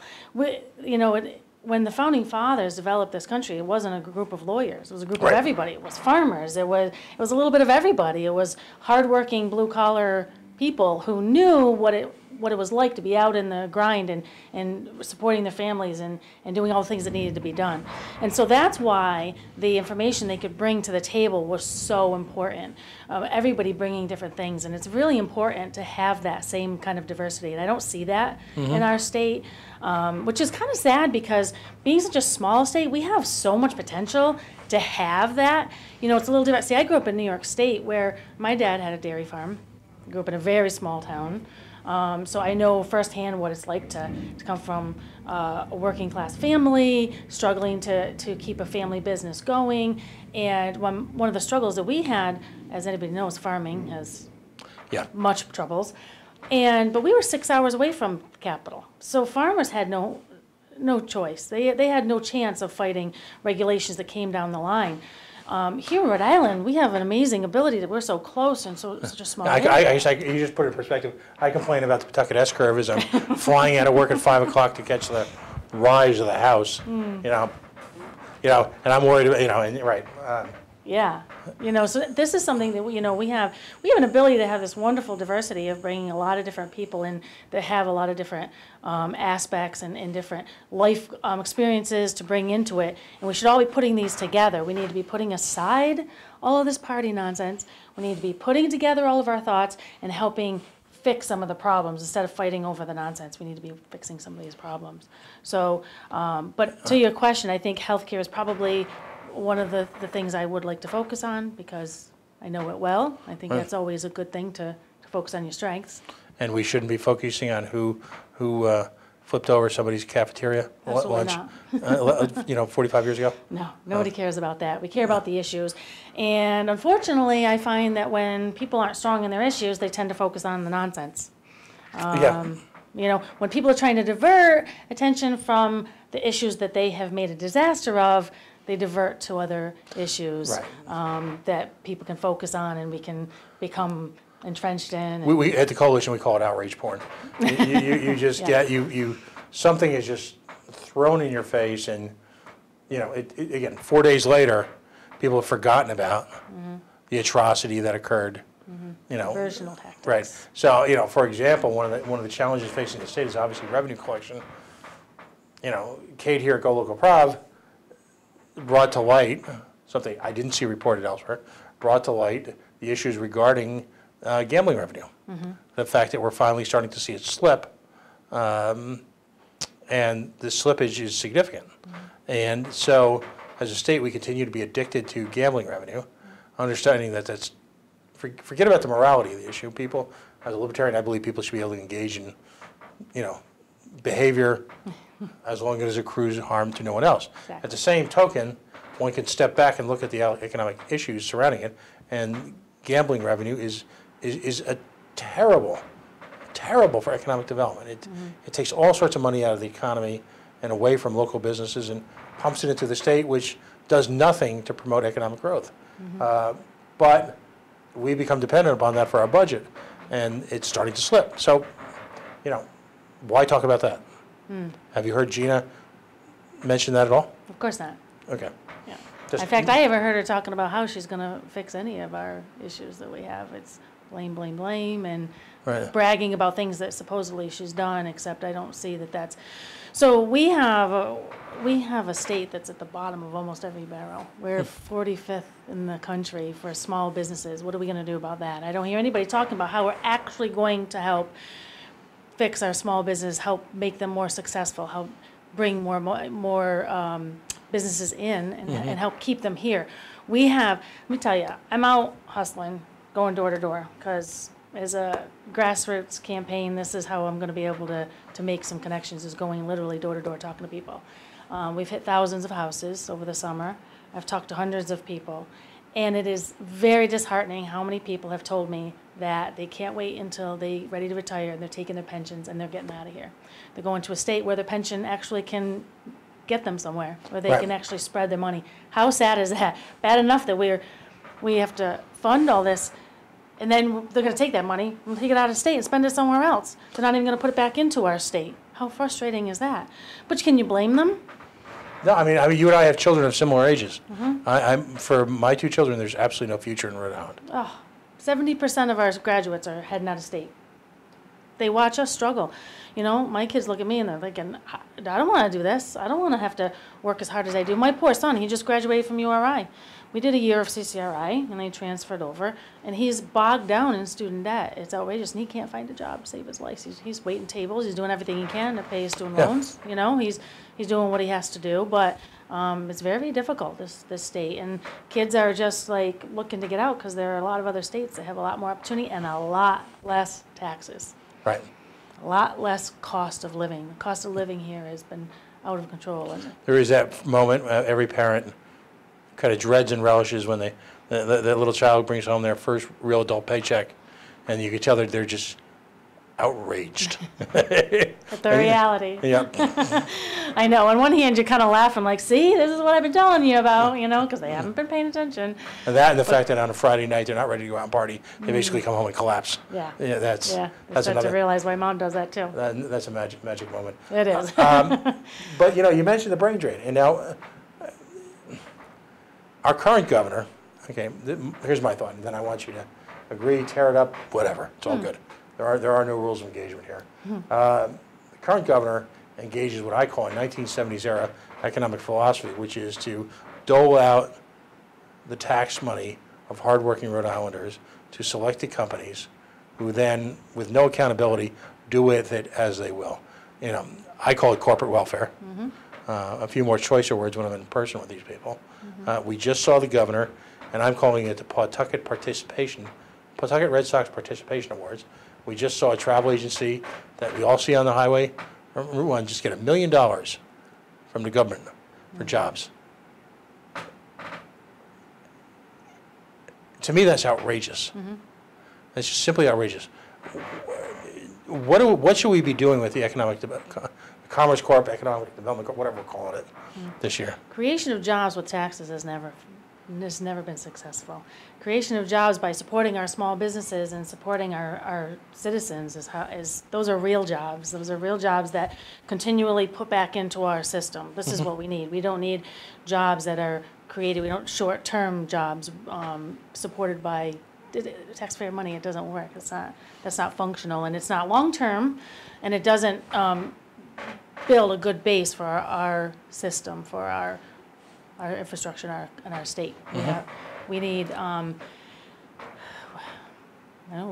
we need to support our small businesses. We need to encourage small businesses to open up. And I have a little bit of experience with that as well, because my husband had a business here in Rhode Island.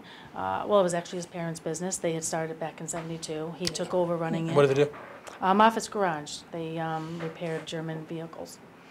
So he took it over and ran it for a long time, and I stepped in and helped him with office work and different aspects of it. So I got a little taste of how hard it is for small businesses to get going. I mean, some of the things that we put on small businesses are just, the tangible property tax. We're penalizing small businesses for having for keeping extra stock on the shelf to actually have things that they can turn around and sell and use, for having the proper tools and equipment that they need to do their job. We're actually, What are we doing here? that's an outstanding point. We are actually disincentivizing tools for success. Yeah.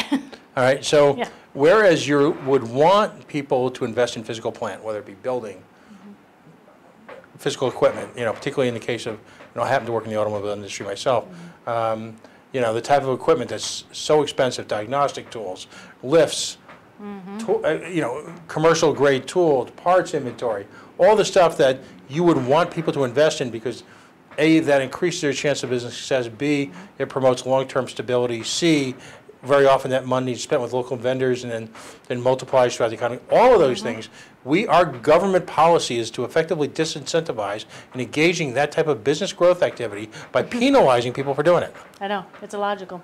Well, as Bugs would say, what a bunch of maroons. I know, it really makes no sense. I really question the thought process behind it, other than just tax, spend.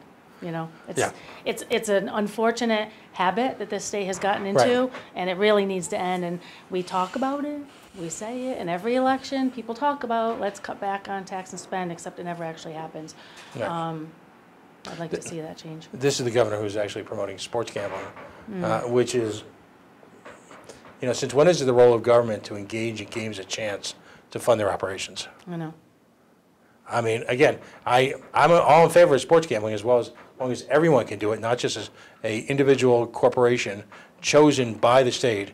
We've created a monopoly here. The Twin River Corporation, which is, I believe, within 5 years from now, not going to be even recognizable as a Rhode Island entity. We've given them the exclusives, if you will, on gaming money in the state, and we subsidize them with additional money for marketing. And even worse, the money just goes into where?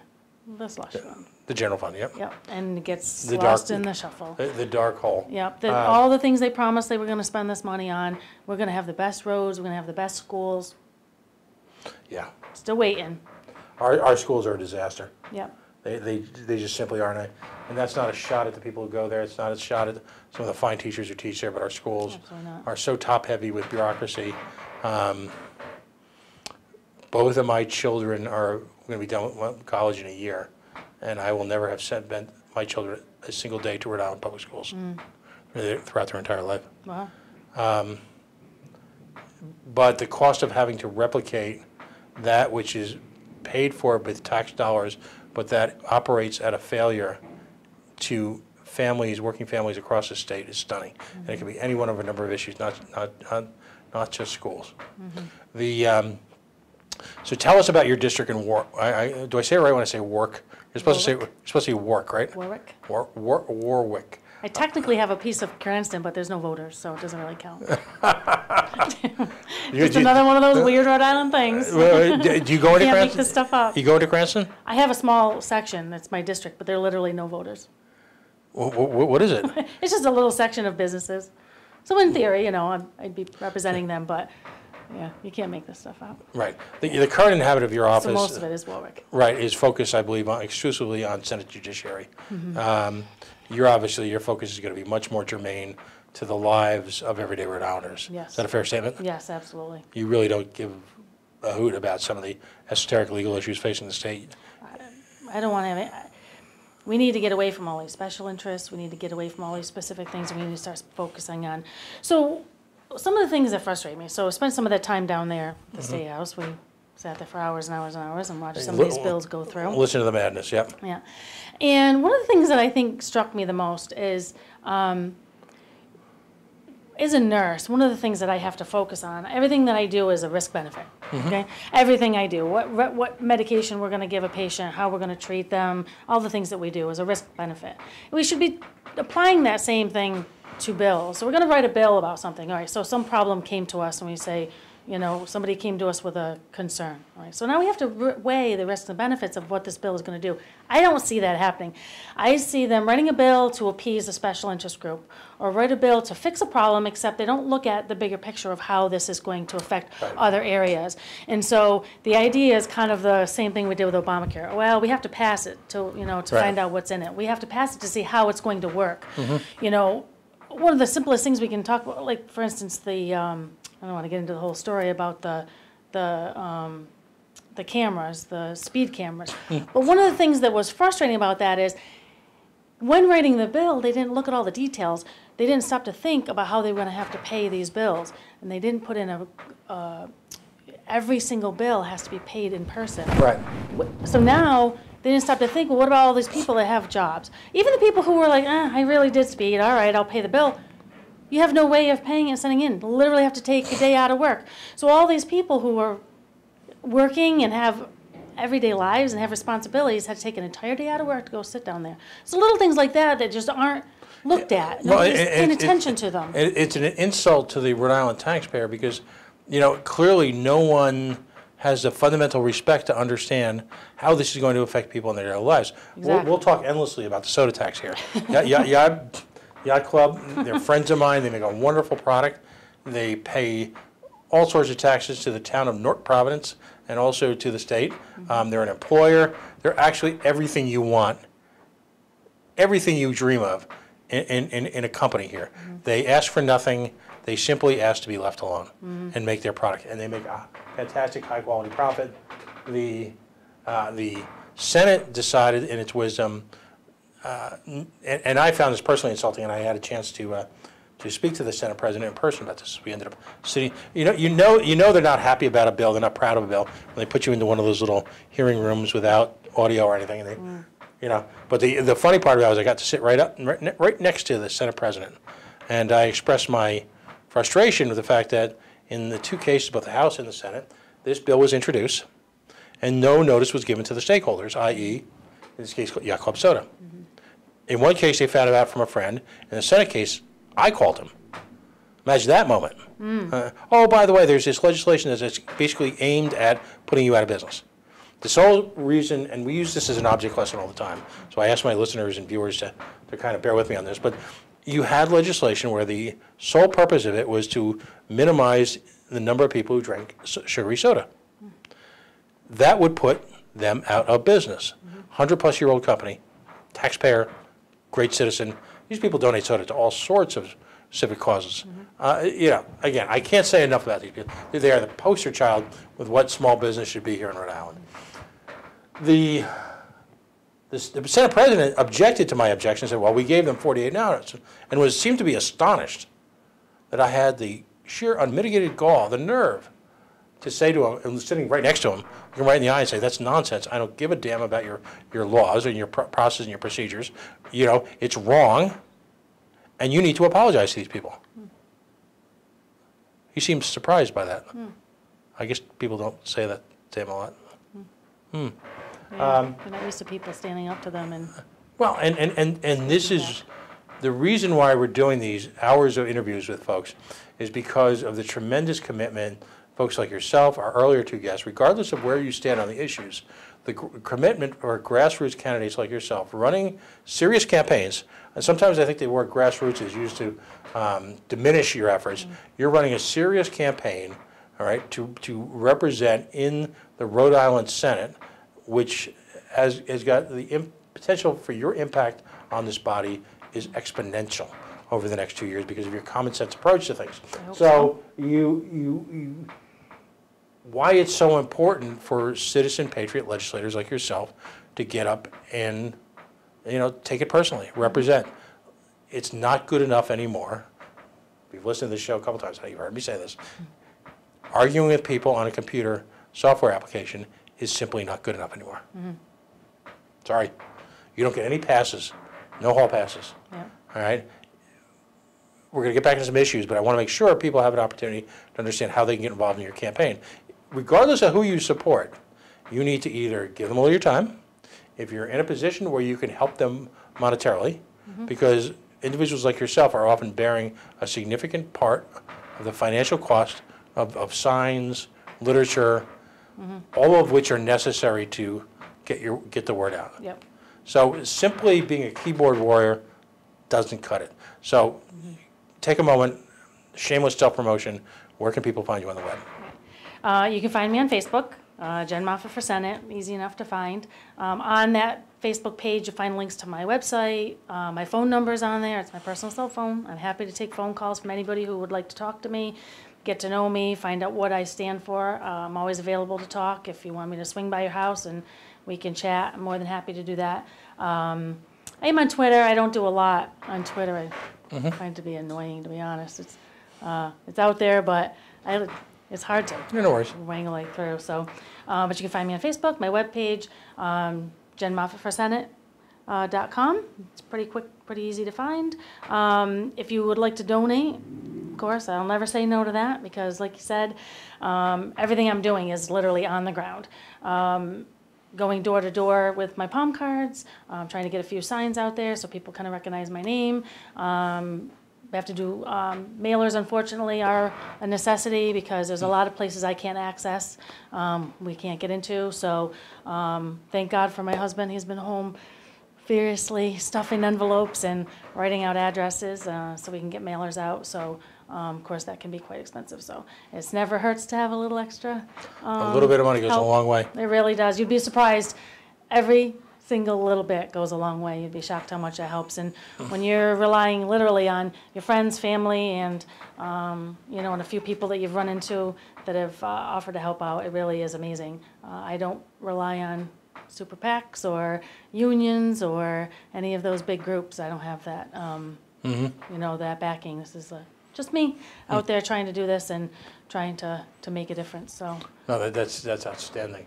The two elephants in the room. I don't think we discussed school security yet, did we? nope, not yet. Okay, so, I purposely wanted to put these in the back burner because I wanted to reflect to people that you're much more than a 2A candidate.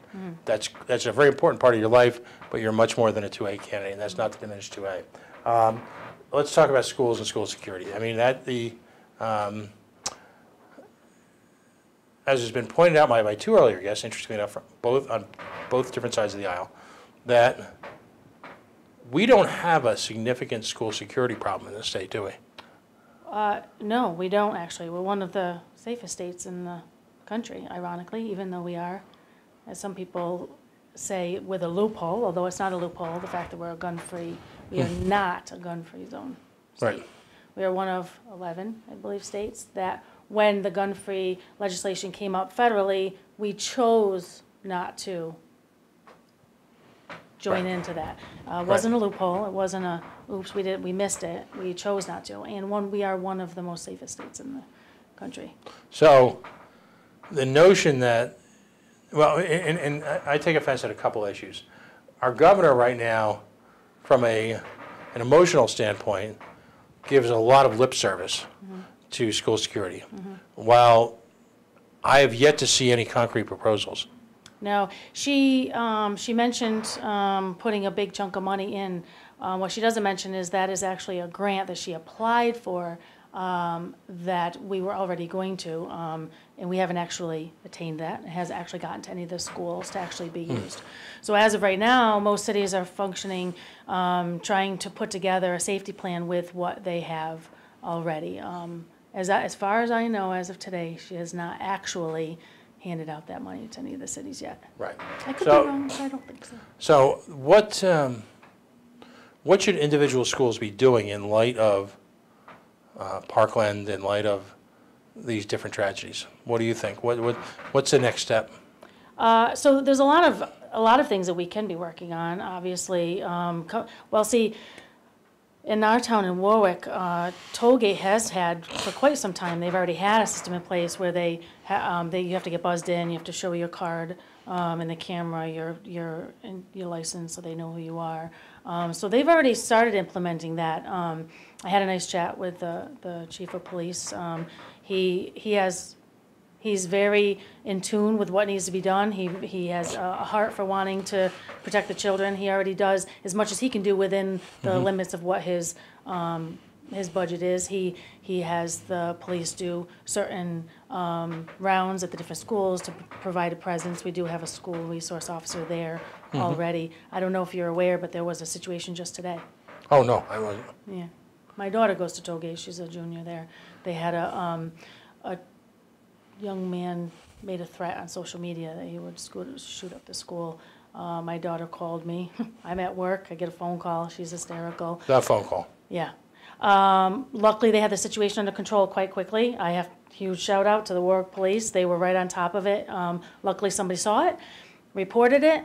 They were right there. They had a presence there. They didn't even have to go on lockdown, which was a good thing. It was a little confusing. The kids were a little nervous, I had to tell my daughter, you're safe to stay where you are. Your best bet is to stay.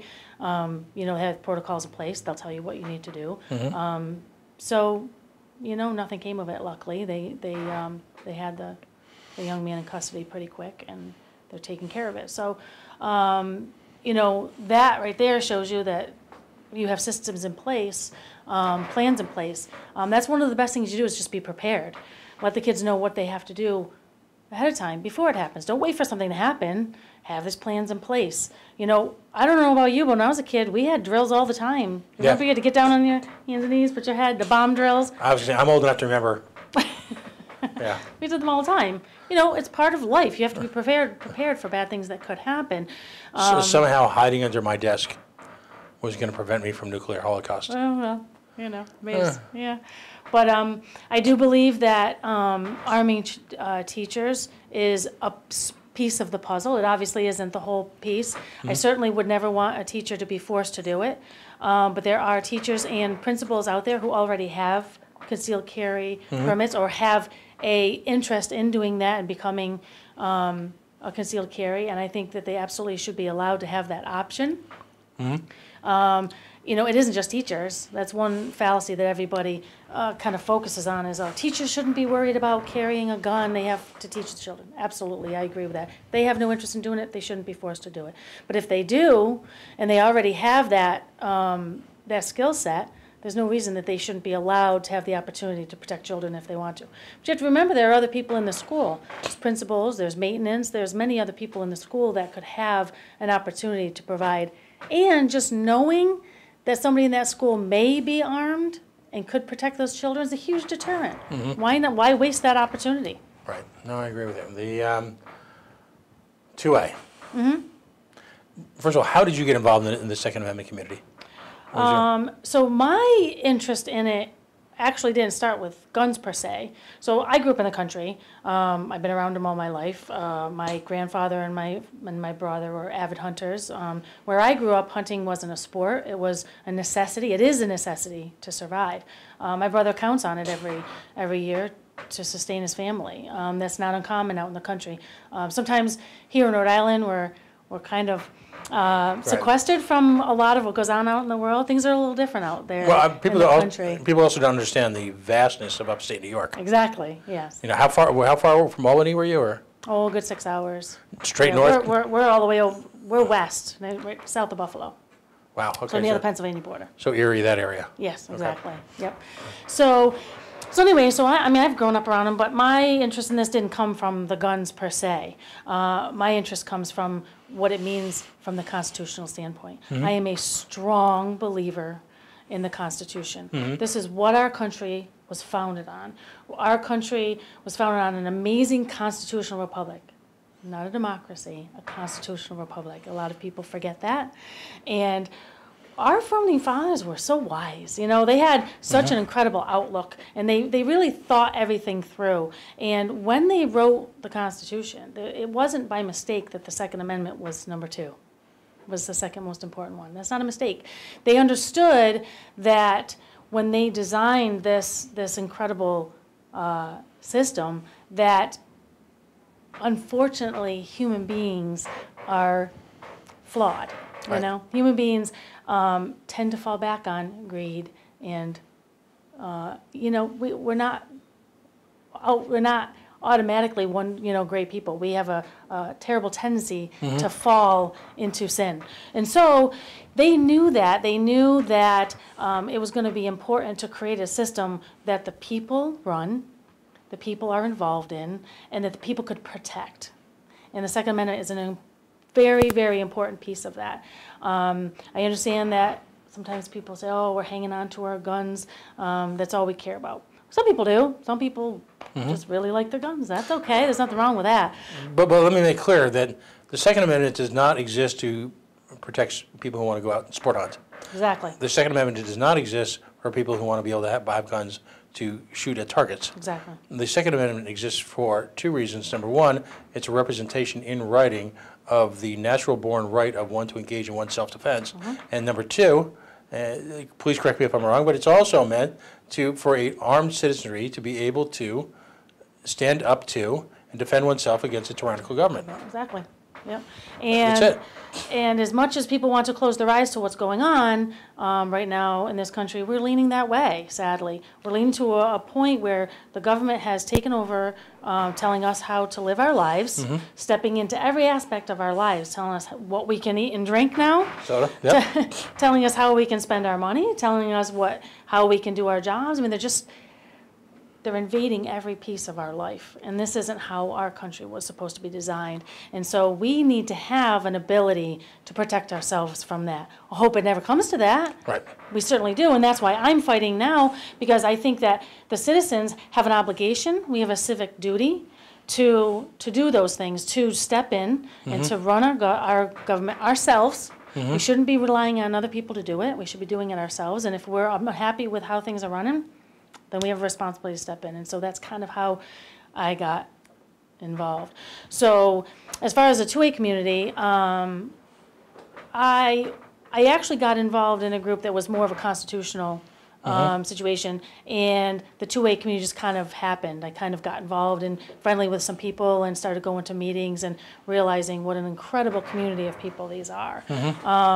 They're not the stereotype that the media like you to present. These are not backwoods, redneck, You're not showing up in camis and in orange vests. No, these are everyday people. These are nurses and doctors and lawyers and farmers and state representatives. Exactly. Yes, there are many state representatives, many state senators who are very active in the 2A community. This is a collection of our country. This is just another snapshot of what makes this country wonderful. Right.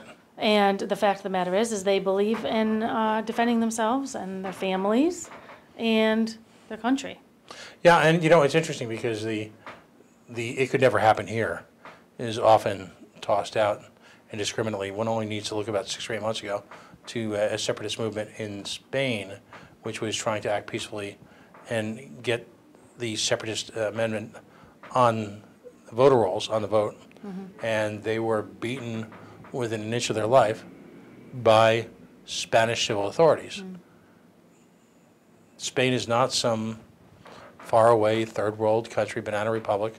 Spain is a member of the international community. It's a first world nation, and when confronted with a challenge to their authority, they are quite willing to, as is all government, willing to suspend civil liberties. Just are. Yes, and we have unfortunately allowed our government to sneak in and take a lot of our liberties. We've allowed them to, and unfortunately, sadly, that's on us, as citizens for allowing that to happen. I use something completely unrelated to 2A, and that's the prescription medical database. This was started as a what could possibly go wrong? We're going to keep literally a database of everybody who got prescription medicine because we're going to protect people from out-of-control doctors. Well, it was supposed to be, but of course this will be the strictest privacy laws and controls.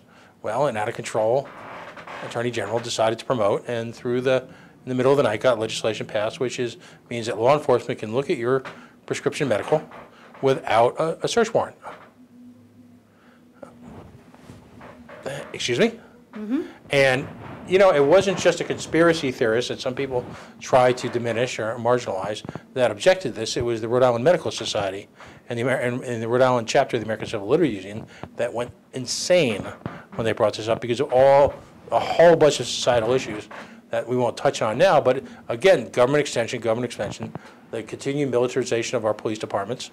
There are those who argue I'm blessed in that a number of constitutional lawyers are willing to come on my show, and I always ask them which amendment is in the most danger in the Constitution. It's not the first, it's not the second, it's actually the fourth. The right to protection from illegal search and seizure. And that is the kind of mission creep that government takes on that seems so innocuous, because the first response by so many well-meaning people is, well, if you're doing nothing wrong, you have nothing to worry about. Right. Yeah, it's for our own safety. Right. It's for our own protection. Yep. That's not quite how it works. No, that's not. You have to aggressively, we're talking about a natural born right here. And by the right to defend oneself is so enshrined in everything from our legal system to our Judeo-Christian ethics, so enshrined that the taking of a life in the legitimate act of self-protection is a protected behavior. As a result, you have the right to bear arms or the devices necessary to engage in that protected behavior. John Fennessy, who's with the Libertarian Party of Rhode Island, points out, I think very aptly, that criminality should begin at aggression, not possession. The mere act of possessing these weapons is not in and of itself a criminal act. It should, in fact, be protected behavior. Absolutely. And unfortunately, in the hopes of creating what I call feel-good laws, everybody's upset. Nobody wants these. I was petrified this morning. My daughter called me. We're parents. Petrified. It's a terrible feeling to feel so helpless. I'm at the other end of the phone. I'm half an hour away, and I have a daughter who spent petrified. 6 months studying in Jordan, with multiple trips for research over to the occupied territories. And of course, your first instinct is, we got to fix this right now, and we got to do something right now when we fix it. Right. But that is not the answer. The answer is to step back and look at the bigger picture and try to find the real common sense, not the feel-good laws that, just ban guns from being in there. Okay, we all know that isn't how it works.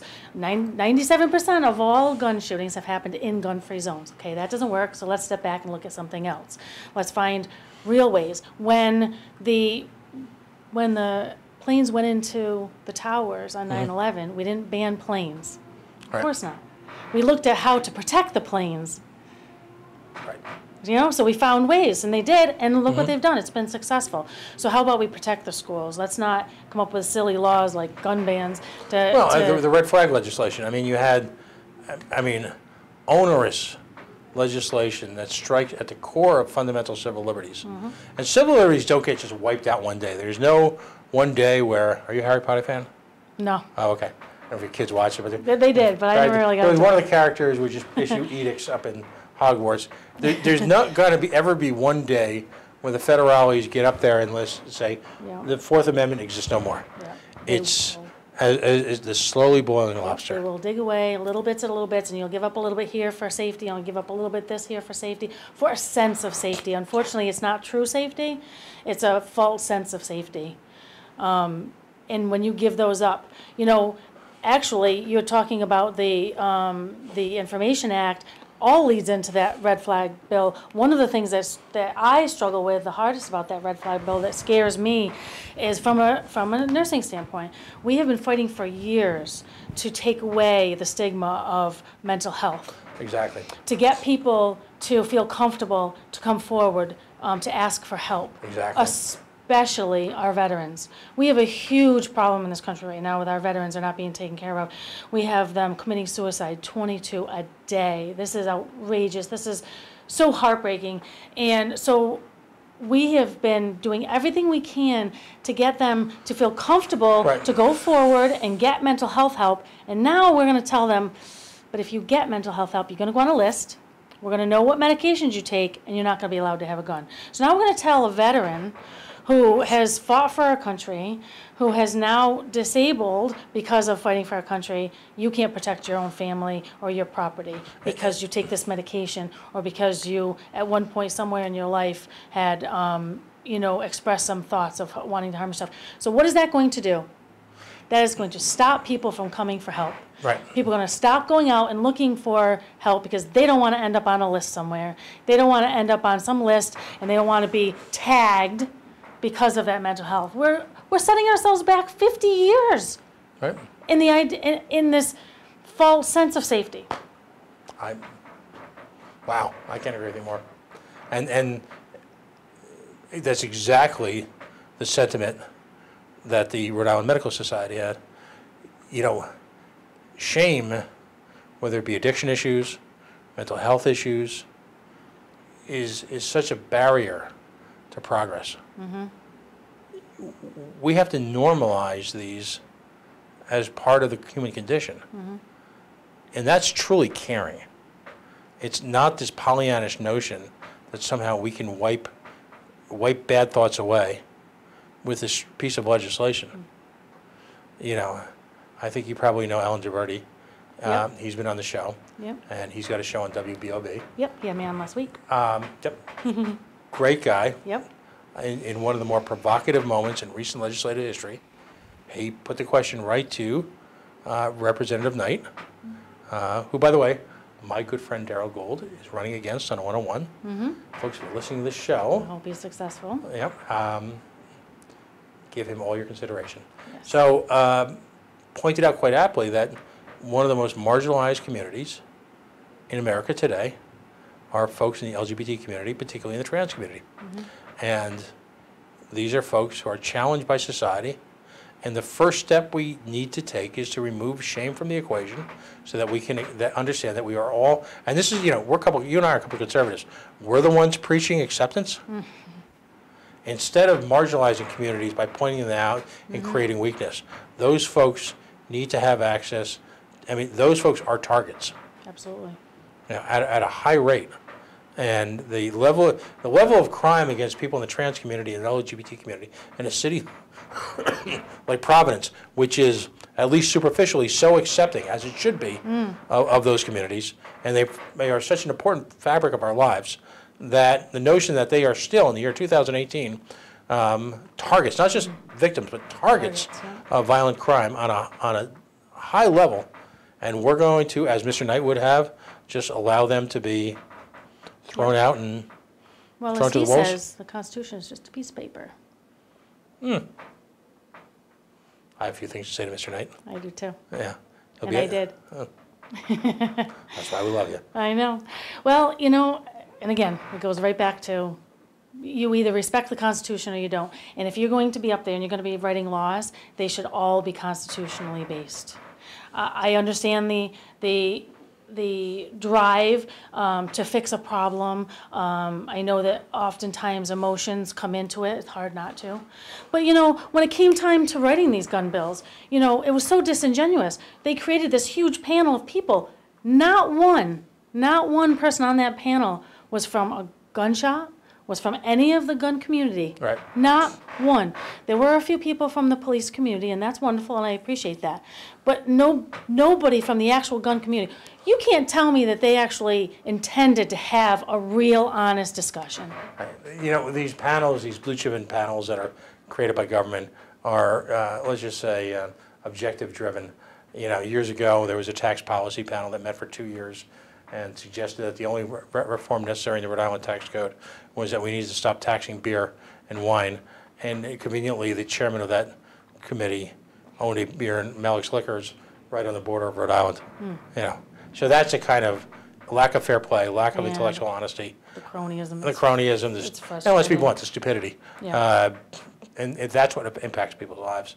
You know, they're looking at, we want to fix this opioid crisis. This is a real crisis. You know what I mean? And again, they're just making these feel-good laws that don't actually fix the problem. But are they bringing in people in the, you know, I sit and talk to my nurse practitioner, and right off the bat, she came up with 3 ideas right off the bat, and I'm thinking to myself, those are fantastic. Why isn't anybody talking about these ideas? These are real, hands-on ideas that actually could work, and yet they're writing bills to just limit taking care of a huge population of people. Pain is a significant problem in this country. Opioids is a significant problem, but nobody's touching on the real problem, the real underneath problem. We're just trying to put a Band-Aid on the situation, and we're not fixing the real problem. This is very frustrating. And that is the mantra of Rhode Island government. Unfortunately. Well, thank you for coming in tonight. Thank you for having me. How can folks find you again on the web? Yep, on Facebook, Jen Moffitt for Senate, and Jen Moffitt for Senate Rhode Island at AOL.com. Yes. Excellent. Congratulations. Look forward to a successful race for you. Thank you. Keep us posted. Thank you. I will. Right. I appreciate it. Thank you so much. Thanks so much for your time. That wraps up this evening in marathon session. 3 candidates, 3 hours, 3 hours of issues. Because we are the coalition, outrage, parent free, civilly disobedient media. As always, broadcasting on the Worldwide Coalition Network here at the GoLocal Prov Broadcast Center. Within minutes, this will be available to watch on Facebook at facebook.com/thecoalitionradio, where you can repeat this to your heart's delight and break down our 3 different candidates' viewpoints. These are folks who are citizen patriots. They should be accorded the respect of the entire community because of their willingness to involve themselves in some of the most difficult aspects of public life. Regardless of who you support, regardless of your own personal belief system, get out in the next few weeks, provide either monetary or philosophical or even a little bit of labor support for those candidates. They need your help. We are a better society if we engage in the free exchange of ideas as we did tonight than if we obsess over the crap that's perpetrated and been inundated the legacy media here in this state. I'm proud to say tonight that we did not disclose, again, any lunchroom atrocities that were held in a junior high school. We did not talk about who beat up who. We did not talk about legal cases that had transpired generations ago. We engaged in none of that. I would ask the rest of the Rhode Island media to do the same. Folks, we'll see you next week.